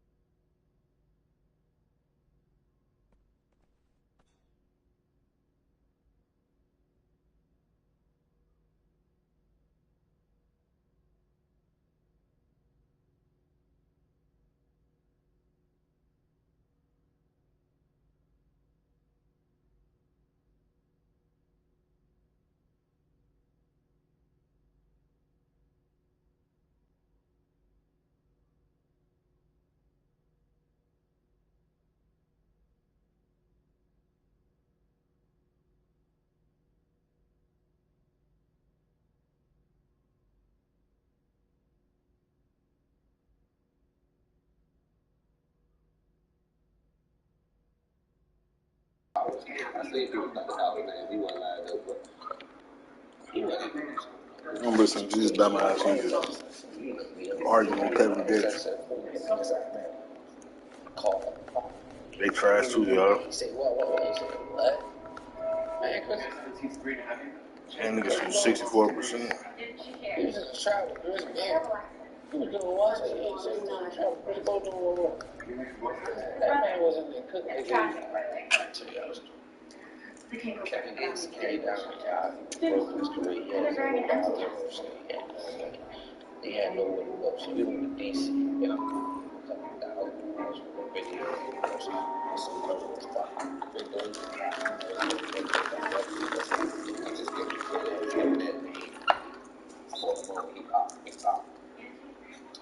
So Big Op, he Kevin Gates with everything. $15,000 bills, $10,000 bills, $5,000 bills.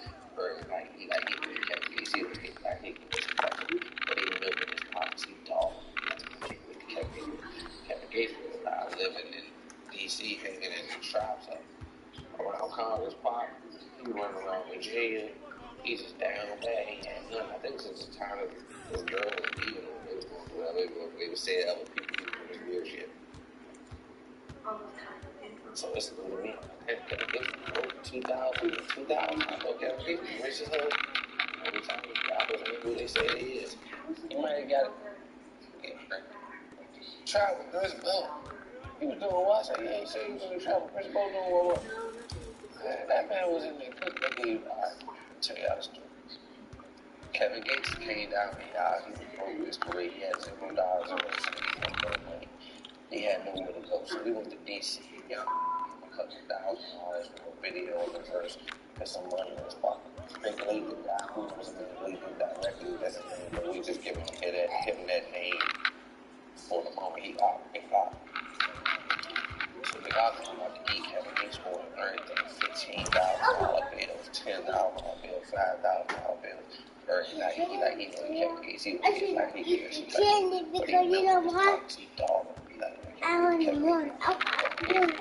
in DC, can't get into tribes around College Park. He run around the street. He's just down bad. He had nothing. I think since the time this girl was evil. They would say other people did this weird shit. Go ahead, get a little bit, bro. So that's what I mean. Kevin Gates broke 2000 and 2000. I thought Kevin Gates was rich as hell. Rappers ain't who they say it is. You might have got it together now, but all that Luka Brasi in there, it's like you looking freaky. You freaky looking. Little freaky dude, you a freaky little 2 cell phones. I know what that second one for. That second one for some freaky. It was not for the plug and it was not for the load. That was for some bull that you ain't want to hold. I'm just here to tell you, man. That second phone only goes on that second phone. That's a bullet. Come here, bro.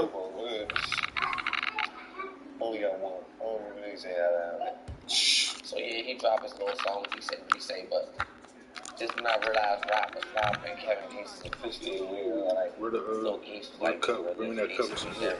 You can't. Gates got really weird all the time. I don't know what's going on. The cup right there. Just give me that cup over there. Kevin Gates, you bought. Like you bought him. Yeah, we just got here. He's been on his freaky tactics and stay with you at. You can't come out and get none of the free little walks. You be taking none of the walks. It's no minutes really, Tay. If that trail couldn't do. That's all I'm saying, Jay, man. If that trail the verse of the feature, you see how you was down bad and you was on your last and everybody they gave you a verse of the feature? I'm here to tell you, Fat Trail did a verse of the feature. So if Fat Trail and Kevin Gates ain't got a new song coming out and a new video, I'm on your I'm telling you, you want to be a real nigga. You know how you think like I just do benefit of the doubt. In the story in a nice way. I mean, people benefit of the doubt. Y'all get this together. Let's shoot these seeds. You speaking on the thing, do you want to say the street and all that? I'm not even going to tell you about the sugar you was in that pit with sugar. That was sugar flour, but it was in the family from being up here all crazy. But you want to say you were going to build a great relationship with your friends, I'm going to let you live with the case. You got to keep your image. Get that trailer versus the video, man. Picture. What type of song? This is the feature rapper program. And we that we doing this all Fat Trail. We like to donate the verse to Fat Trail. Can we just get one verse and one video, please? We have a selection from the female rapper catalog right now. Can you please stand?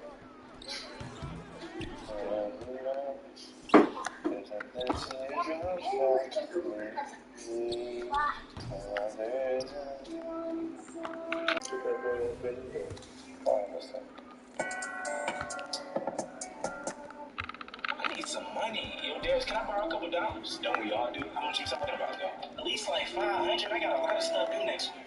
Do I look like a bait to you? I'm not about to give you no $500. Hey, it was worth a try, though. How about this? We played hockey for the first time. Some of us were actually pretty good. Not that good. Not that good.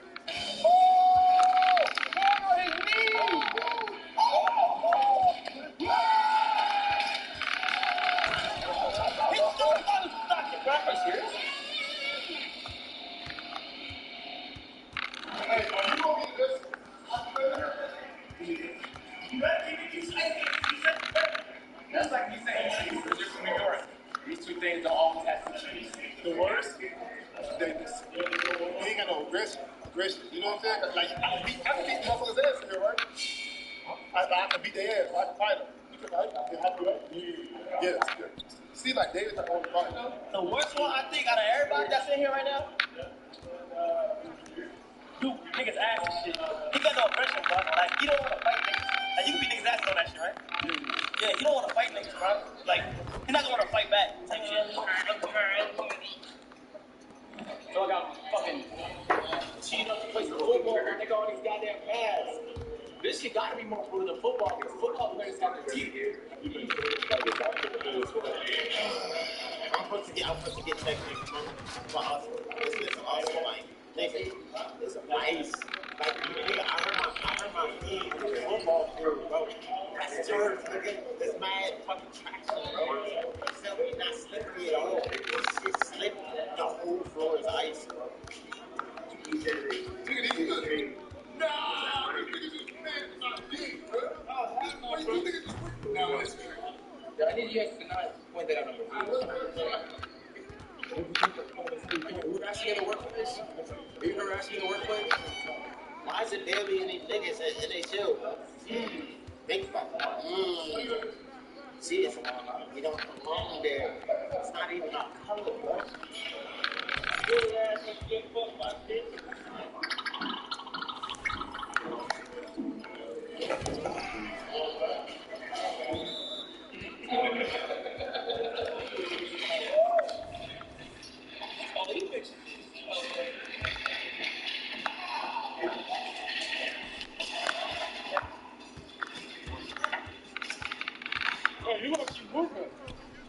That was my steal too. Yeah, it would. Look, nigga, go look. You ain't got no steals. Yeah, I'm looking. I'm looking.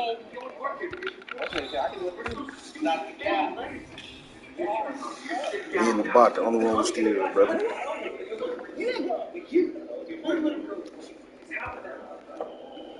What gives you strength? That mean you was old.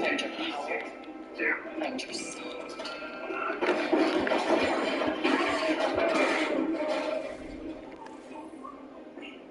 Shop my new collection celebrating thoughtful design and natural details only at Target. In this video, I will show you the mistakes you are making on defense that's holding you back from being a great NBA 2K24 player. So not only will I show you the mistakes, but I will also show you how to play overall defense and team defense in NBA 2K24 to elevate your game to the next level. So I've been playing a lot of my team recently. I've taken the challenge to up my defensive game and take it to the next level. And I've been so successful in doing so that I've been on multiple double-digit win streaks because my defense has become so elite. And I'll show you how to do that in this video where I'll give you all the secrets to great defense. So let's start with the basics. Hold L2 to enter into a defensive stance. This will block the jump. This will completely stop them. Now, the problem with holding L2 and holding the left stick is that this will move you at a slower pace. If I see you far from me and you are moving at the L2 and the left stick level, I will just simply turbo past you and get to the basket. Now, holding L2 and R2 while moving the left stick from left to right or in different directions will give you fast shuffle. I swear he thought he had that If you're level. giving a defender space, this will give you the speed that you need to recover if you are initially beat as I do right. Now, holding L2 and R2 while moving the left stick from left to right or in different directions will give you fast shuffle movement. And if you're giving your defender space, this will give you the speed that you need to recover if you are initially beat, as I do right here, in order to make that defensive stop. Now, the problem with using fast shuffle movement is if I notice that you are trying to recover on defense, I will use momentum breaking moves to punish your holding of turbo. Now, there will be times when you want to move around on defense without holding L2 and R2, particularly as you are recovering. As a defender, your goal is to stop your matchup from getting to where they want to. They will lose an adrenaline bar, and by losing an adrenaline bar, their offensive success or shooting percentages will go down, making it much more difficult to shoot. The goal is to stay directly in front of your defender. And if you can see that red bar right there, right inside the player indicator circle, those three bars are what you call the shading indicator, and the red zone is the zone in which the offensive player cannot go towards. If the offensive player forces the direction towards a red zone where the defender is, he will be stopped and he will lose an adrenaline bar. So as the defender, you want to lead the offensive player towards that red zone. That means using your L2, R2, and left stick movement to bring the red zone towards the direction that the offensive player is headed towards. And that means being familiar when to use L2 and the left stick, when to use L2 and R2, and when to let go of L2 and R2 while holding the left stick on defense. Movement is going to be important. Your ability to stay in front of your defender will depend on how you're able to manage using L2, R2, and the left stick on defense. And that's exactly what I do right now. I push the left stick forward to try to guard him because he might shoot a jump shot. And here I guess wrong, so I let go of L2, move the left stick to the left to approach Paul George just to recover, and then hold L2 again to enter a defensive stance to get that buck. Now because he enters into a crossover animation, blows by me a little bit, I let go of L2, move the roller indicator right here, and the amount of times where I switch things up by pressing L2, holding R2 at the same time, and moving things around.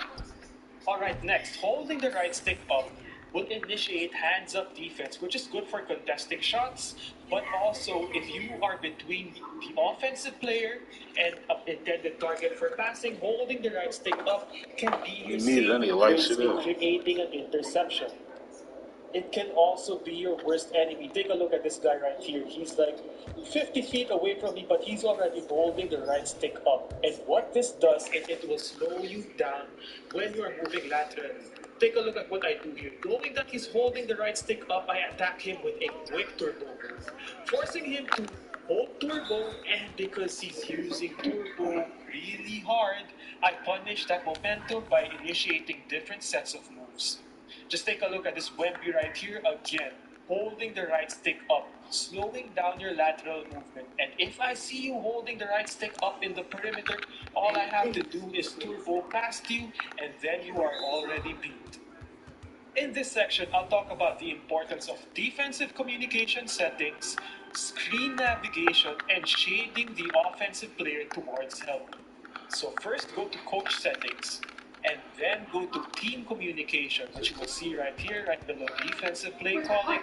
You will see team communication, and I want you to turn that on to defense only, and that's going to be important, especially when dealing with screens. See here, Kristaps is on his way to set a screen, but because team communication is on, team communication is already telling me to go over the screen without it being set. Now, when navigating screens, you don't want to hold L2. Holding L2 will make you an easy target to get caught up in the screen. That's exactly what I do right there, leading the offensive player towards defensive help. So take a look at this clip right here. Even before the screen was set, I was already alerted by defensive communication that a screen was coming. And because it's going to be a high ball screen, I just go under the screen once. Now, I think that this is safe now. But then, look at the defensive communication telling me to go over. I let go of L2 to go past the screen, and I'm able to recover, and I want to emphasize that point. When going around screens, let go of L2 as I do right here. I only initiate L2 once I'm past the screen of Kristaps in order to shade the offensive player towards defense. And while a badge like Pick Dodger is important, your stick skills and knowledge of not using L2 is also going to be important for you to get around that screen, as I do right here. Just take a look. I let go. I'm in a defensive stance. I then open up that stance to let go of L2, and then just slide past Victor Wembanyama, getting past that screen, not allowing the offensive player to get into a fadeaway three-point jump shot, causing that defensive possession to be successful. And next, you always want to lead your defender towards the help defense. This is that was my fault. I thought that you bitch want was to in the shade paint. the offensive player towards where you have teammates to help you out on defense. So take a look at the floor balance right here. On the left side of the floor, there's one man in the corner and a lot of space. I want to lead Kobe away from the left side of the floor. So I take away the left side of the floor by holding L2 and R2. And look at the right side of the floor. There are 3 of my teammates, the guys in red, that I can lead Kobe towards. So I prevent them from going left because the space is all on the left side. And God then I forced him damn. to the right, and all I had to do was lead it to Devin Booker to get that ball. Now, if you do not know how to shade properly, this is what's going to happen to you. So I see my defender shading me towards the left. Now I have a lot of space to go to the left. And he's in a poor defensive stance, not holding L2 and R2. But another point here is that his help defensive settings are off. So I'm able to go to the basket. So you need to take care of your settings as well. Okay, next is when to use the steal button. So you want to tap square or flick the right stick down in situations where you are in a physical animation against the offensive player. And that's exactly what I do right here. I'm in a hip right animation.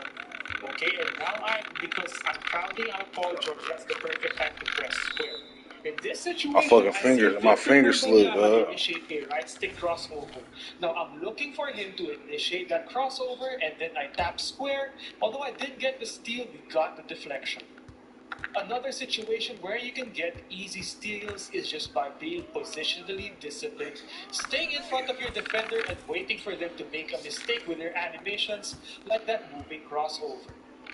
Okay, here I'll discuss the basic mistakes a lot of people are doing in NBA 2K on defense, and the first is do not go full court press unless you have 94 feet as a badge, and even then I don't even recommend it. A simple crossover will lead to an easy offensive possession. Second tip is to stop overreacting on defense, especially by jumping. Now, if I see that my defender is running towards me undisciplined and just holding triangle to block, I will punish that with a closeout to get to the basket for an easy 2. Next, stop moving left and right and biting on every move. Look at this simple defensive possession right here. I just switched defensive stances and I know that a crossover is coming. I don't even move. I don't bite on it. I don't move left and to the right. I just wait for him to come back and boom. Easy charge, right? Here, I know that he wants to go to that Tyrese Halliburton behind the back dribble, which I think is the LaMelo dribble, and I just stay disciplined. Now, when your opponent is running plays, you automatically have to recognize when screens are coming, what the alignment of offense is, and you have to be able to read those different situations as I do right here. Okay, let's break this down very slowly. I see that the offensive players are moving in different alignments. Now, because of defensive communication, I know a screen is coming. Now, from this situation, I see David Robinson setting a flare screen. Me as Devin Booker, I try to help my teammate out who was caught up in the screen and bump down low and big to prevent the ball from getting to D-Book. Now, I see Giannis running to the corner as he wants to set a flare screen for Kevin Durant. I recognize this and manually switch the defenders to avoid them to get caught up and just contest the basket. Again, defensive communication settings are on, telling me that a pick is coming. Now I'm just using L2 and my left stick to move. Now here, I manually switch between those two defenders on a pick and roll. And I do that by holding X on PS5 or A on Xbox. I don't even try to do that though, that's Manually crazy. switching is going to be important for a lot of off-ball screen actions. Again, defensive communication and using lateral movement with L2 and R2 forces that ball. Switch the put the bottom. Now, he passes to D-Book. And I know a screen is coming right here and I'm in poor position. I hold X to switch. Oh, that's defensive game. Why would they make me communication tells that? me to switch, and I'll be able to Hit R1 and triangle.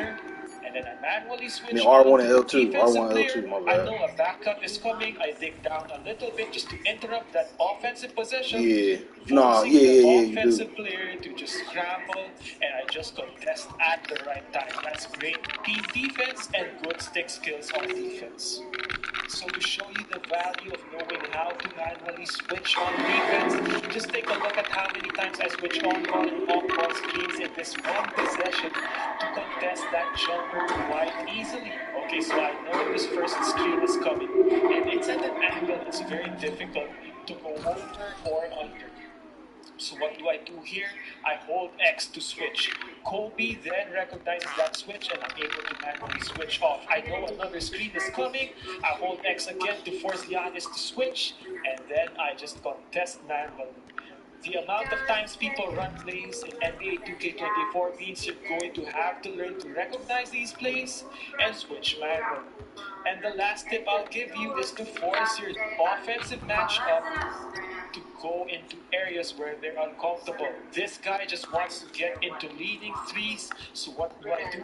I scramble to take that away from him and force him into a shot that he does not want to take, forcing him to panic right there. So these are the defensive tips that have made me successful in NBA 2K24, particularly in a mode where there are a lot of demigods and powerful offensive players. It's led me to great success. It takes a lot of work, a lot of recognition, and a lot of practice. But trust me, it's going to improve your game way more than having to rely on the AI defense, which I know is good in itself, but having these defensive tools in your tool bag is going to elevate your game by so much. It's going to make you unstoppable on defense and force the offensive players to panic.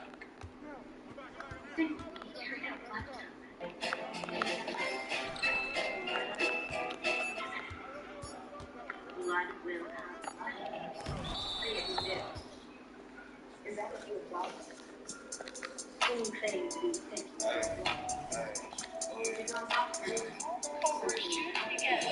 There was nothing natural about Tommy's death. Then one of you bitches is gonna help me balance the scales. A life for a life. Pink 50s in my pocket, but I ain't no pussy. I ain't do shows for a whole year, not even public to book me.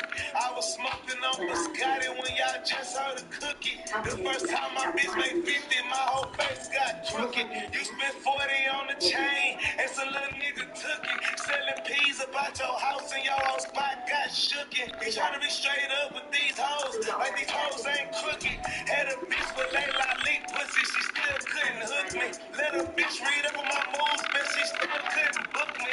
Got an old bitch sending me blues, I nicknamed her Tookie. My young bitch books red strips by the tools, her nickname Sue Boosie. Make her outdo dance moves if I jam the Uzi. I bang the bird nest, nigga.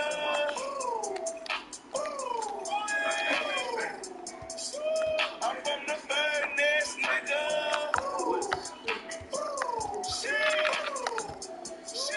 I bang the bird nest, nigga. Drop a feather, what a word is, nigga.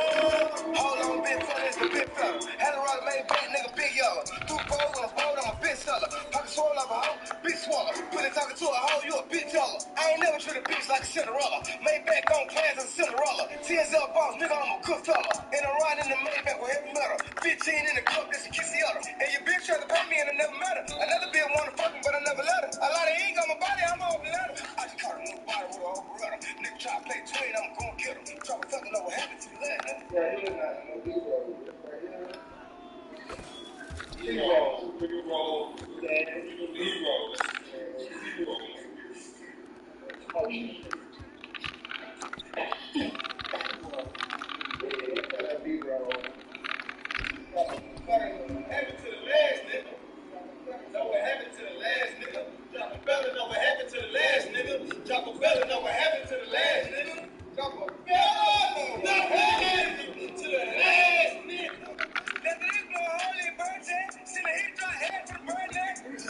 Chop in the play next. We'll do pussy around, no sex shit. If the nigga make a hell yes,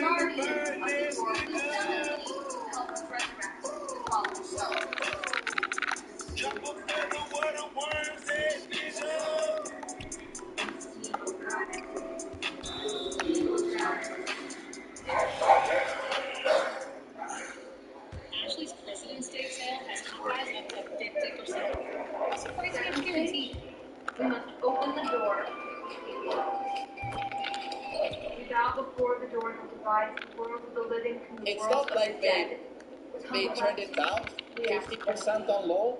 They removed it. They caved it in. It's just gone.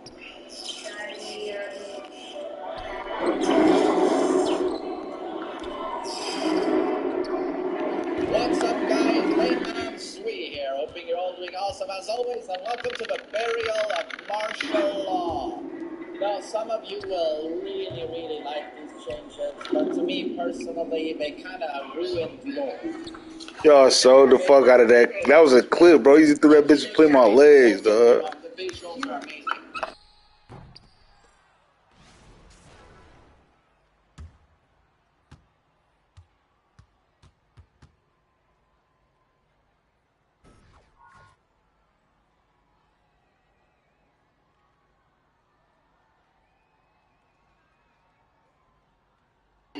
While I was flexing too.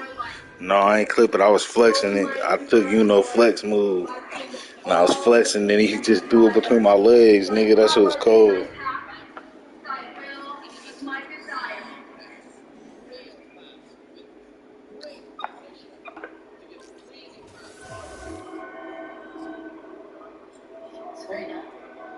Trying to extract his lab in New Jersey's one that police say was the scene of a police raid. Police found here on this prolonged camp in New Jersey Street. We make a good contract.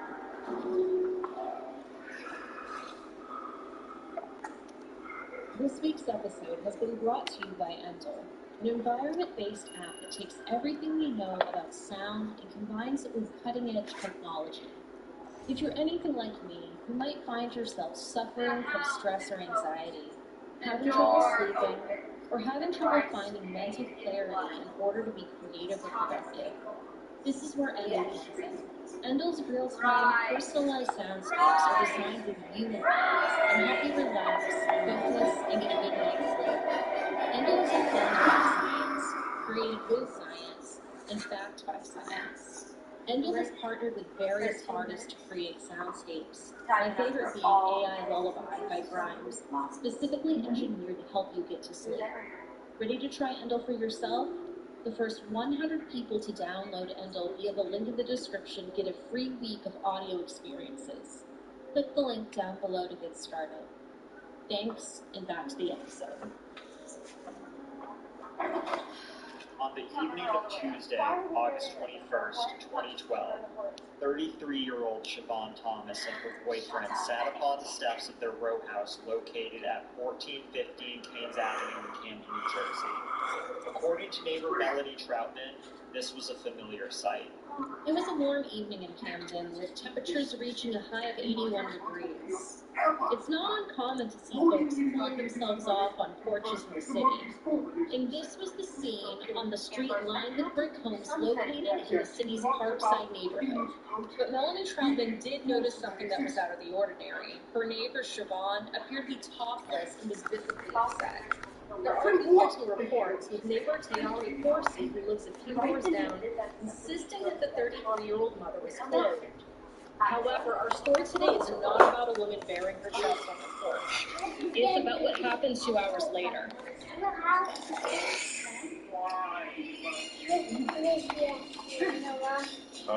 But first, I think it's important to give a little backstory here. Siobhan Thomas had a troubled past and recently had been reunified with her 2-year-old son, Zari, on April 3rd, 2012. The little boy had been in the custody of family members after a November 2010 incident where his mother, Siobhan, left him unattended in a car while she smoked fry sticks. Fry sticks are also known as red lollies, among many other things, which are the street names for cannabis laced with a hallucinogenic drug, which is a word that YouTube heavily polices the use of. So for the remainder of this episode, I'm going to refer it to either bencyclidine or what I knew it as growing up, angel dust. After getting high off this, she passed out in the nearby park. For those unfamiliar, angel dust was initially produced in 1956. It was marketed as an anesthetic.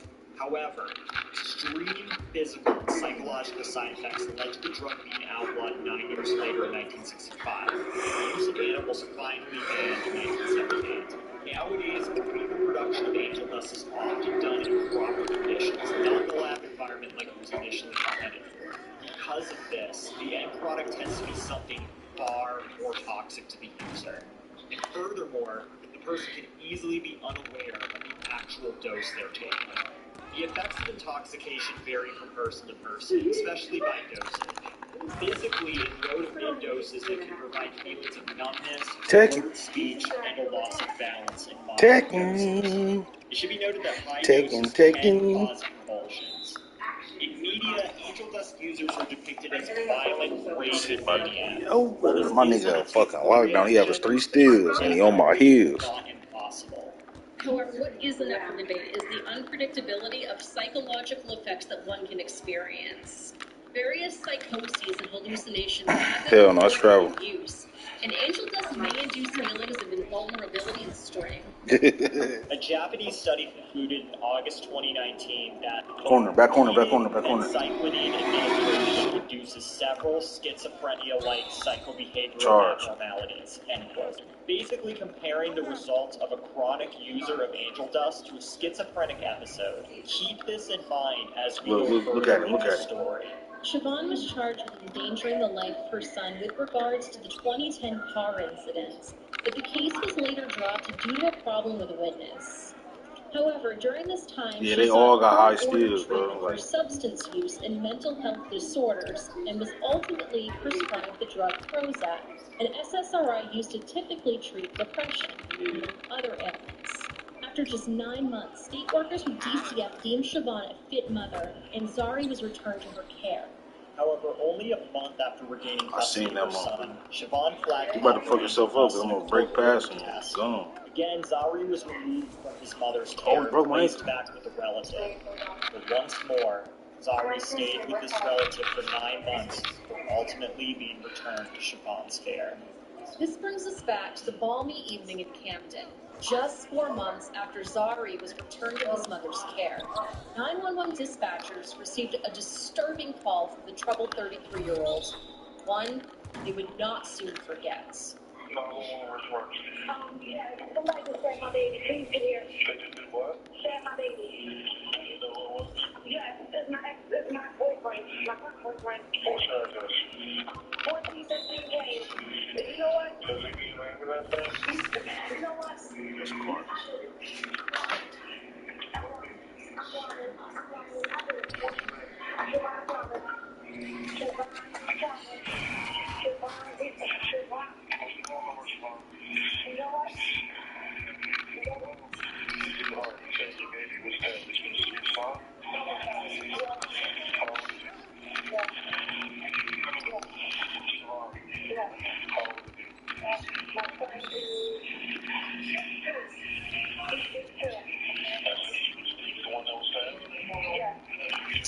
Man, get the fuck out of here.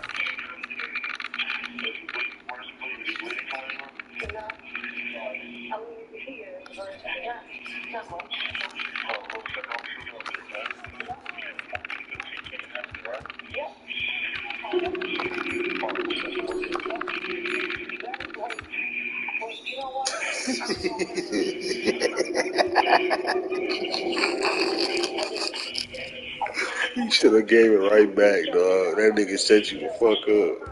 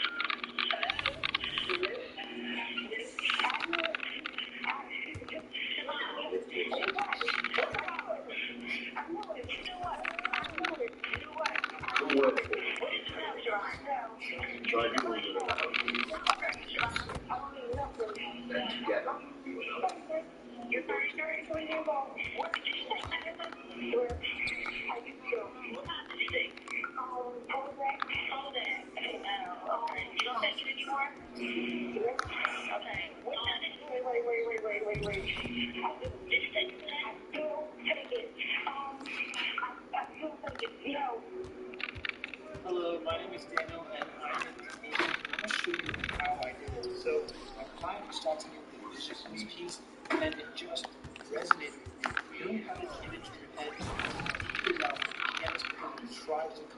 Yeah, I was born into this. This is where I started. Back in these art classes with Kevin Murphy, was probably the folks who paint anything and learn how to do it super hard. So I don't know anatomy, boats, After hanging up on police dispatchers and realizing the gravity of what she had just done, troubled life. Further investigations revealed that Siobhan was yet again high on angel dust at the time of the incident. Some side effects of taking angel dust are dangerous hallucinations, aggressive behavior, lack of rational judgment, feeling no pain, and being willing to harm oneself and others. When the police arrived at Thomas's house, What found the Zari's headless body on the floor. How was that His open head was and the later fucking discovered file? in the Like, freezer. that don't make sense. Additionally, medical examiners found a stab wound to the chest and marks on the lower of his arms. Zari's violent end was in stark contrast to what neighbors reported seeing earlier that day. Just hours earlier, Siobhan was outside, blowing bubbles with her son. Siobhan had just moved to the neighborhood from elsewhere in the city and was already well liked. No one saw any evidence of problems, and according to neighbor Tayari Corsi, quote, because had we known something was up, I'm quite sure all of the neighbors on the block would have talked to her. But, you know, people hold stuff in. Don't know what's going on. Oh, no. End quote. Her landlord described the mother as good-natured and stated, quote, she was a really nice woman for the short How the amount fuck of did that time that she nigga lived close? there. That nigga closed She was off fast as never fuck late on with me, the rent, bro. and just a short time ago my wife was there and my kid played with them, end quote. According to a teen who lived a few doors down, quote, she used to sit on the step with her son. She really didn't speak. She just kept to herself. We'd see her out there smoking cigarettes. Didn't really know her, end quote. However, former neighbor Thelma Moore said Siobhan exhibited mental health issues during the several years that she had known her. Moore described her as being in a world all to herself and said Siobhan had been seeing a behavioral health therapist. According to the former neighbor, quote, she just walked around and talked and cursed to herself, end quote. It is unknown if Siobhan smoked angel dust in the presence of any of her neighbors. Angel dust, if smoked, is noted to smell like permanent martyr, but this can change depending on what it's mixed with. So we cannot say for certain if there was any drug-related red flags that were easily observable to her neighbors.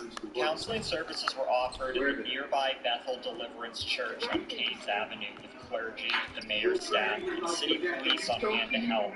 According to Camden Mayor Dana L. Wren, and this is a direct quote, my deepest sympathy goes out to the young child, family members, and friends. As the investigation into the circumstances that led to this tragic incident moves forward, we need to remember that all life matters. In the city of Camden, we are all family, and we will be here to help through the healing process. End quote. According to Siobhan's parents, Wendell and Jerlane Birch, their daughter had been crying out for help, and she did not get the care that she needed. They also questioned DCF's decisions with regards to their grandson Zari, which included discontinuing daycare for the toddler, leaving the little boy with his mother all. Everything I do here is to be heard outside. Where do you get off stating that one of my... All right, let's get into this. So, let's get into that right there. They're saying that my nigga was hot, though. Okay. I know the feeling. It was like a day later. He knew he was in the hospital. I haven't even seen this, so I don't even know what you're going to say in this. Let's get it. Right. You want to cut?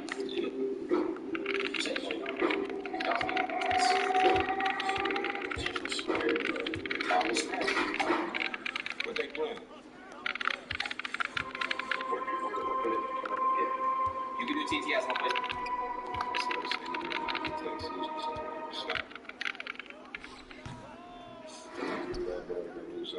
Look, what they playing, bro?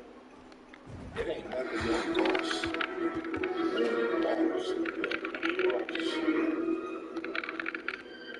This is niggas playing. I'm not saying that this niggas playing goldfish. But back in that go, niggas playing goldfish for a quarter of a year. This is easy.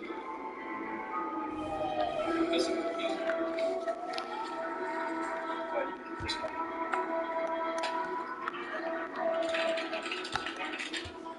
I was here for about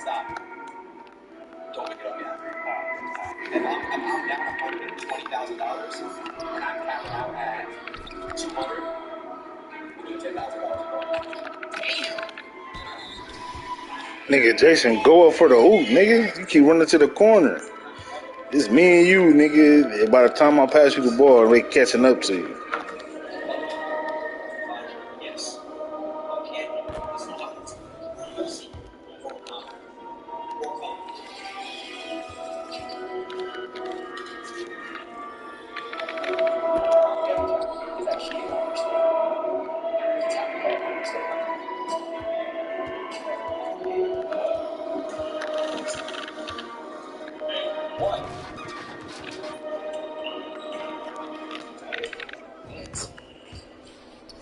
On God. On God and mark. Hold on. How you tell me? Look at the little scratches on it. Y'all chopping fools And it's a rough. Oh, damn. Thought we was home. True. 21, if you want the cards, why you say, look, I want all this money. Let me just take these cards as a trophy, man. How you gonna mark the cards and leave them there? You know what I'm saying? And then y'all do it on stream. Everybody just look at me having thousands in the stream, bro. You gonna find 2 or 3,000 people that's gonna be suspect. Like, how you smacking like this? They gonna be rewinding the video, pausing it. Bro, how you leave the cards? Them souvenirs. They gonna kill one nigga and eat it doing with your fingerprints on. That's crazy. That's what you do. You don't have to say it. Goodbye.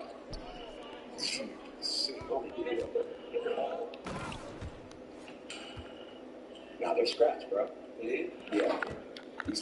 You're a master of your trade. So That's us.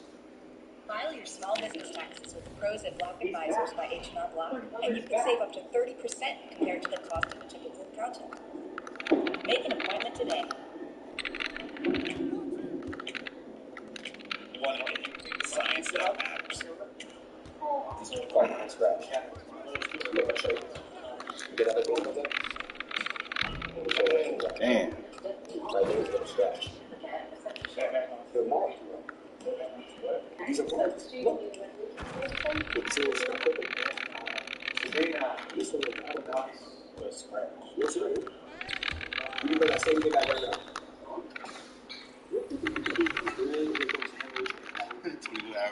He said, "What scratch?" Hey, when you come, bro, where 21 Savage is like, this is a roller coaster here. Like roller coaster. What you mean by that, goes? You know down there. Roller coaster. You know how you don't have to see your eyes. I just have to listen to this nigga hard.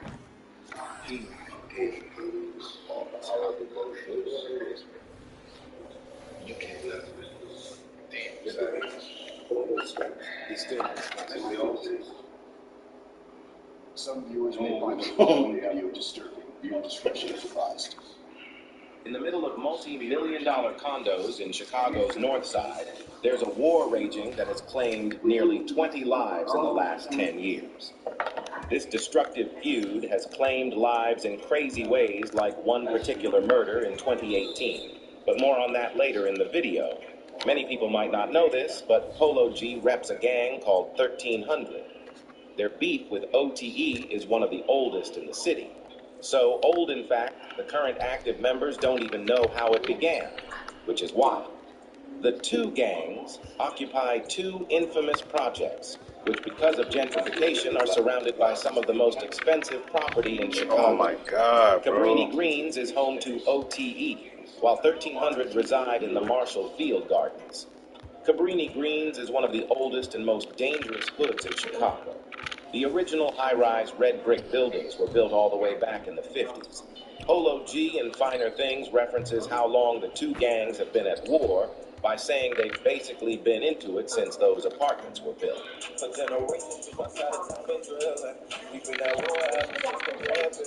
K18's molecular repair hair oil fights threads from within without wearing your hair down. K18 Hair Dark. Welcome to Vivo, where connections come alive. Anytime, anywhere. Download Vigo now and embark on an immersive live streaming experience like never before. Vigo, Vigo! He would come back from the dead. He dug himself out of the mine. You're right. Before O Block, Cabrini Greens was definitely the most famous block in the Windy City, with multiple documentaries being made about it.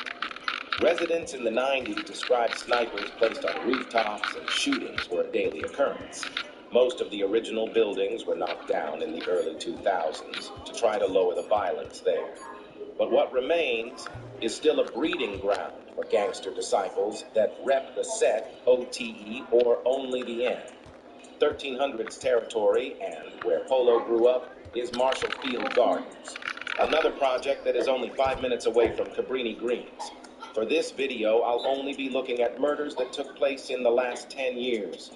This is because it's nearly impossible to accurately discuss deaths from 25 years ago. Now it's time to get into the first murder. The first death in the more recent part of the feud is that of Thana from 1300 in 2013. Thana was walking just down the road from Marshall Field Apartments with his friend to get diapers for his son. Sadly, he was spotted by OTE members. They began firing at Thana, and he was struck multiple times. His friend was hit once in the head and miraculously survived, but Thana wasn't so lucky. It wouldn't take long for 1300 to get their get back. A couple months after Thana's death, 50 from OTE was killed. It's rumored 50 and a 1300 member were messing with the same girl. Allegedly, this is what led to his death. At 4 a.m., 50 was out in Cabrini Greens when someone from 1300 walked up on him. The 1300 member then opened fire, killing 50 and wounding a friend that was with him. Tim Tim or Gucci was a very popular member of 1300. He was actually a very gifted gymnast and a member of the Jesse White Tumblers. In 2014, Tim Tim allegedly caught and beat up an OTE member named Q Ball. Not long after Tim Tim was walking down the street in 1300 territory when Q Ball began following him on a bike. When he got up close, Q Ball shot and killed Tim Tim. This was a very big loss for 1300 as he was so well liked. After his death, 1300 began going by Tim Tim Gang. He was also Polo G's best Come here, friend. dude. And the G in Polo's name also stands for Gucci. Love Polo growing up. Always used to tell my mama go grab that. And the G stand for That milk is expired. Because Tim Tim was such a popular member of 1300, he gets dissed more than any other member of the gang.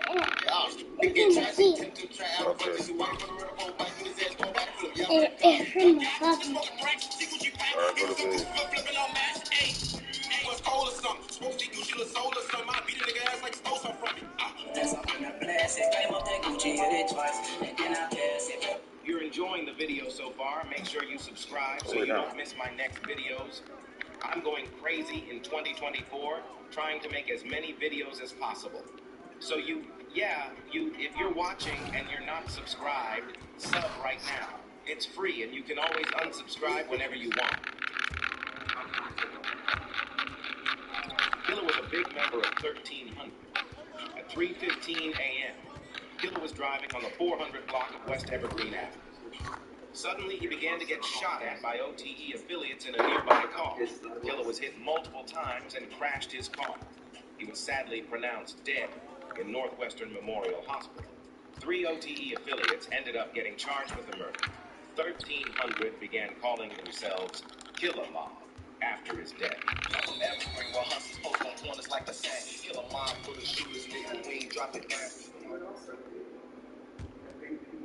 Three friends of an older 1300 member were sitting in a car outside Mr. Giro's restaurant on 109 West Division Street. As they were talking, they were approached by Trap from OTE with 5 other guys. Trap and his friends walked up and tried to rob him. The 1300 member was in the restaurant, but when he saw what was happening, came rushing out. God. The year you become the you you're supposed to be, the year you conquer it all, Yeah. Good, grow confident, and it can't stop that. So start a 7-step skin regimen. Take up a new hobby. You read a book every month. Do yoga every day. Eat perfectly. Read journal. Redo your entire. Go get the gun. This year, He confronted the robbers before he reached into the car's glove compartment and pulled out a handgun. He then opened fire on the robbers, killing the trafficker. Edward and Edwin Bryan were a set of twins and members of 1300. Man, that's a pair fire. led by Ed and Lil Bit. They were very well Hey, I ain't liked missed by yet. the We gotta younger feed that generation nigga. of the gang. In the early hours of October 30th, the twins were walking along 1300's block. Unfortunately, that night, OTE members were out looking for 1300 members. A dark vehicle came speeding up, and someone inside began shooting. Both twins were struck and killed. This murder is particularly tragic because Ed was an incredibly gifted basketball player. Polo G said the hood thought he was going to make it to the NBA.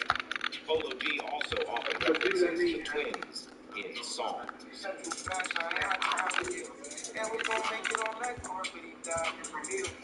We made the music supposed to be on ESPN. Came up the same day, R.I.P. to the twins.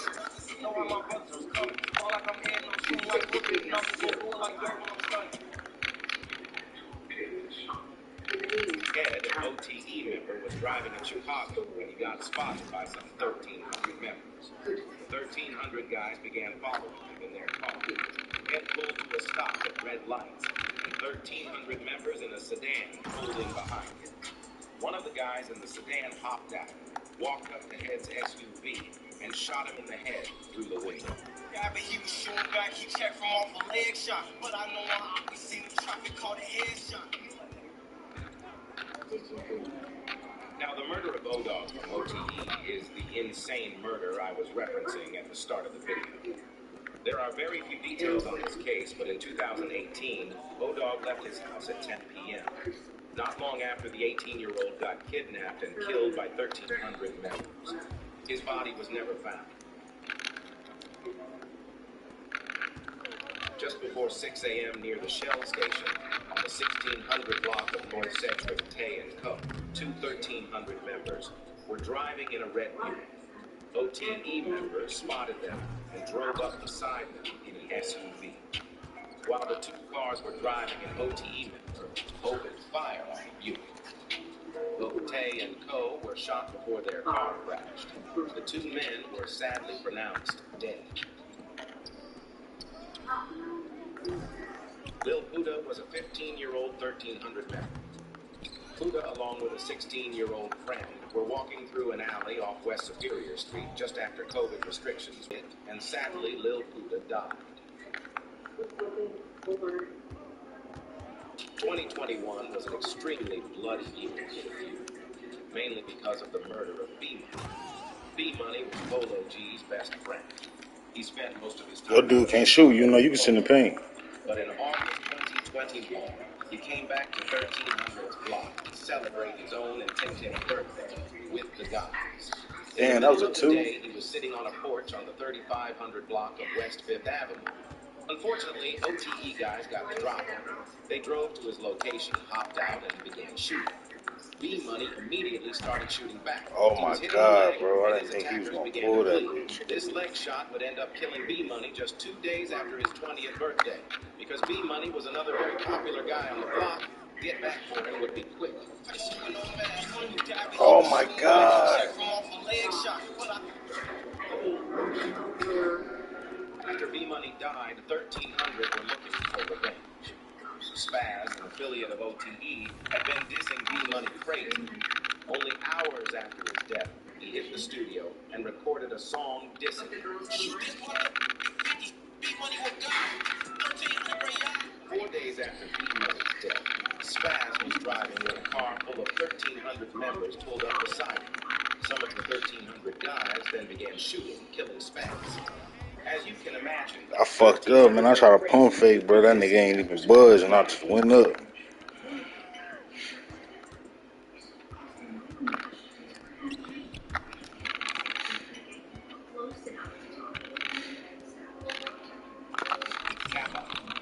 No way. She was a 16-year-old OTE member. In October of 2021, she was at a party. I blew that bitch. I tried to finesse it. I should have just went up with it. 1,300 members. They went to the location and waited for her to come out. Once she got in the car, she was traveling in the 32 weeks later. Turtle, an older 1,300 member with 3 kids, got set up by OTE. Turtle thought he was meeting a girl, but instead, OTE guys were waiting for him. They began to shoot him, and Turtle ran. But he was That's my fault, Jason. I didn't know which way you was going, They dog. ran up after him and shot him in the face. Sav, an OTE member, was sliding on 1300's block. Someone told the police he had upped a gun on them, and so the police tracked him down. They pursued him on foot while trying to tase him. In police footage, Sav can be seen jogging away. It's unclear in the footage, but according to CPD, Sav then fired at them before they shot and killed him. 1300 got the drop on where Turbo, an OTE member, worked. As he clocked out, a car full of 1,300 members were waiting. 3 of them, including a dude named Fat, hopped out and began shooting Turbo. Turbo shot back, but was hit and killed. Crazily, Turbo's shots hit Fat. Fat was able to get back in the car. We weren't supposed to lose that game, dog. I fucked up towards the end. We lost because the turnovers, for real. They weren't better than us. Niggas shot 10 for 24. We shot 15 for 23. They had 12 steals for our 2. One lost by 5. Their education and lives, lifting them out of this cycle of violence. Rest in peace to everyone mentioned through it. As always, there are no winners in these feeds. Thanks for watching to the end. Be sure to like and subscribe so you don't miss my next video. Whether it's last second bake sale, Taco Tuesday, or a meal for your future in-laws. It's gonna be great. With McCormick by your side for over 130 years, it's gonna be great.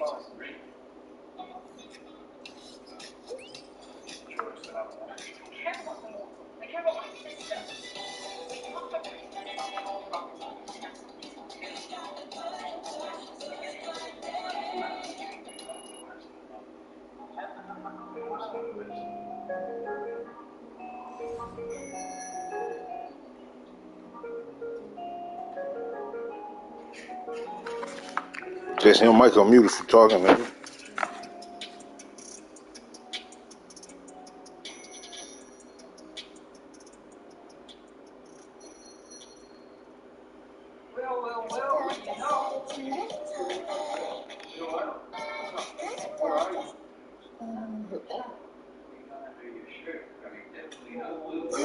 What's going on? I need that. What's up? I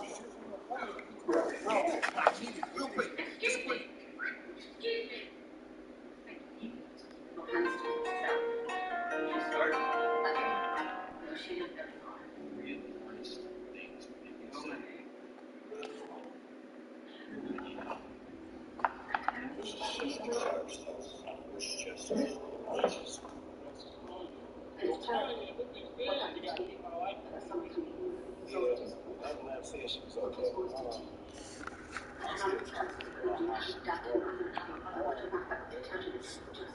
What's good, Coach? What's going on? You should get some runs in at the rec today.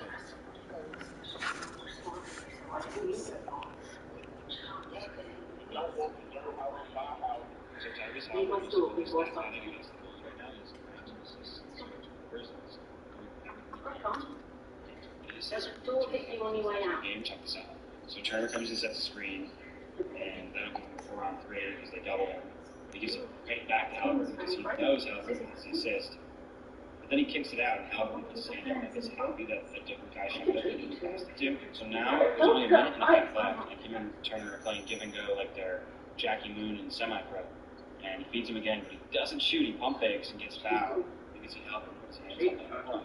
He's about to say something. Dude, trying to get an assist. Okay, now there's actually a minute left in the game. And this one is so funny. They're literally going full AYSO 10 passes until we shoot. Meanwhile, Neesmith is wide open in the corner and keeps calling to the ball. Halliburton finally sees him, slings him a dime to get him a dunk, but he doesn't shoot. He kicks it out for a 3.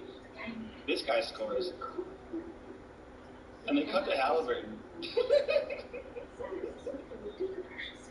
said, shoot it.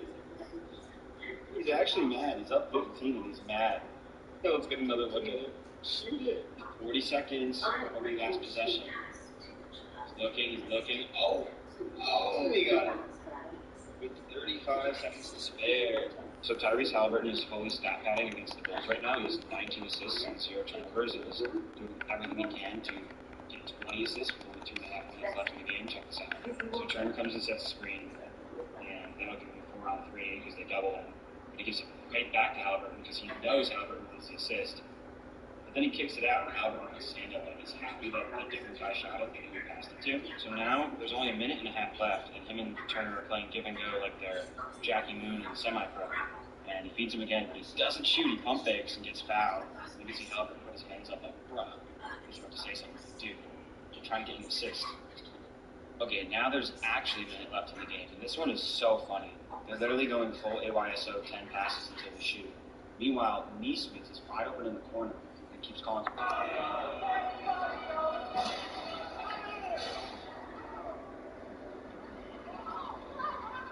Davey.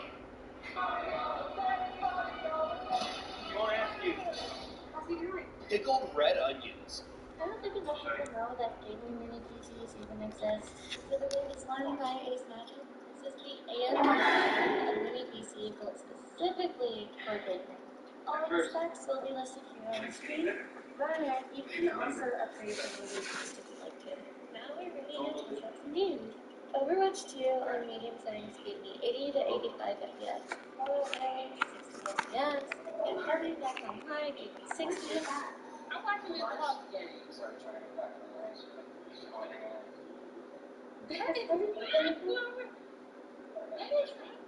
see what we got here. We got some brown beef.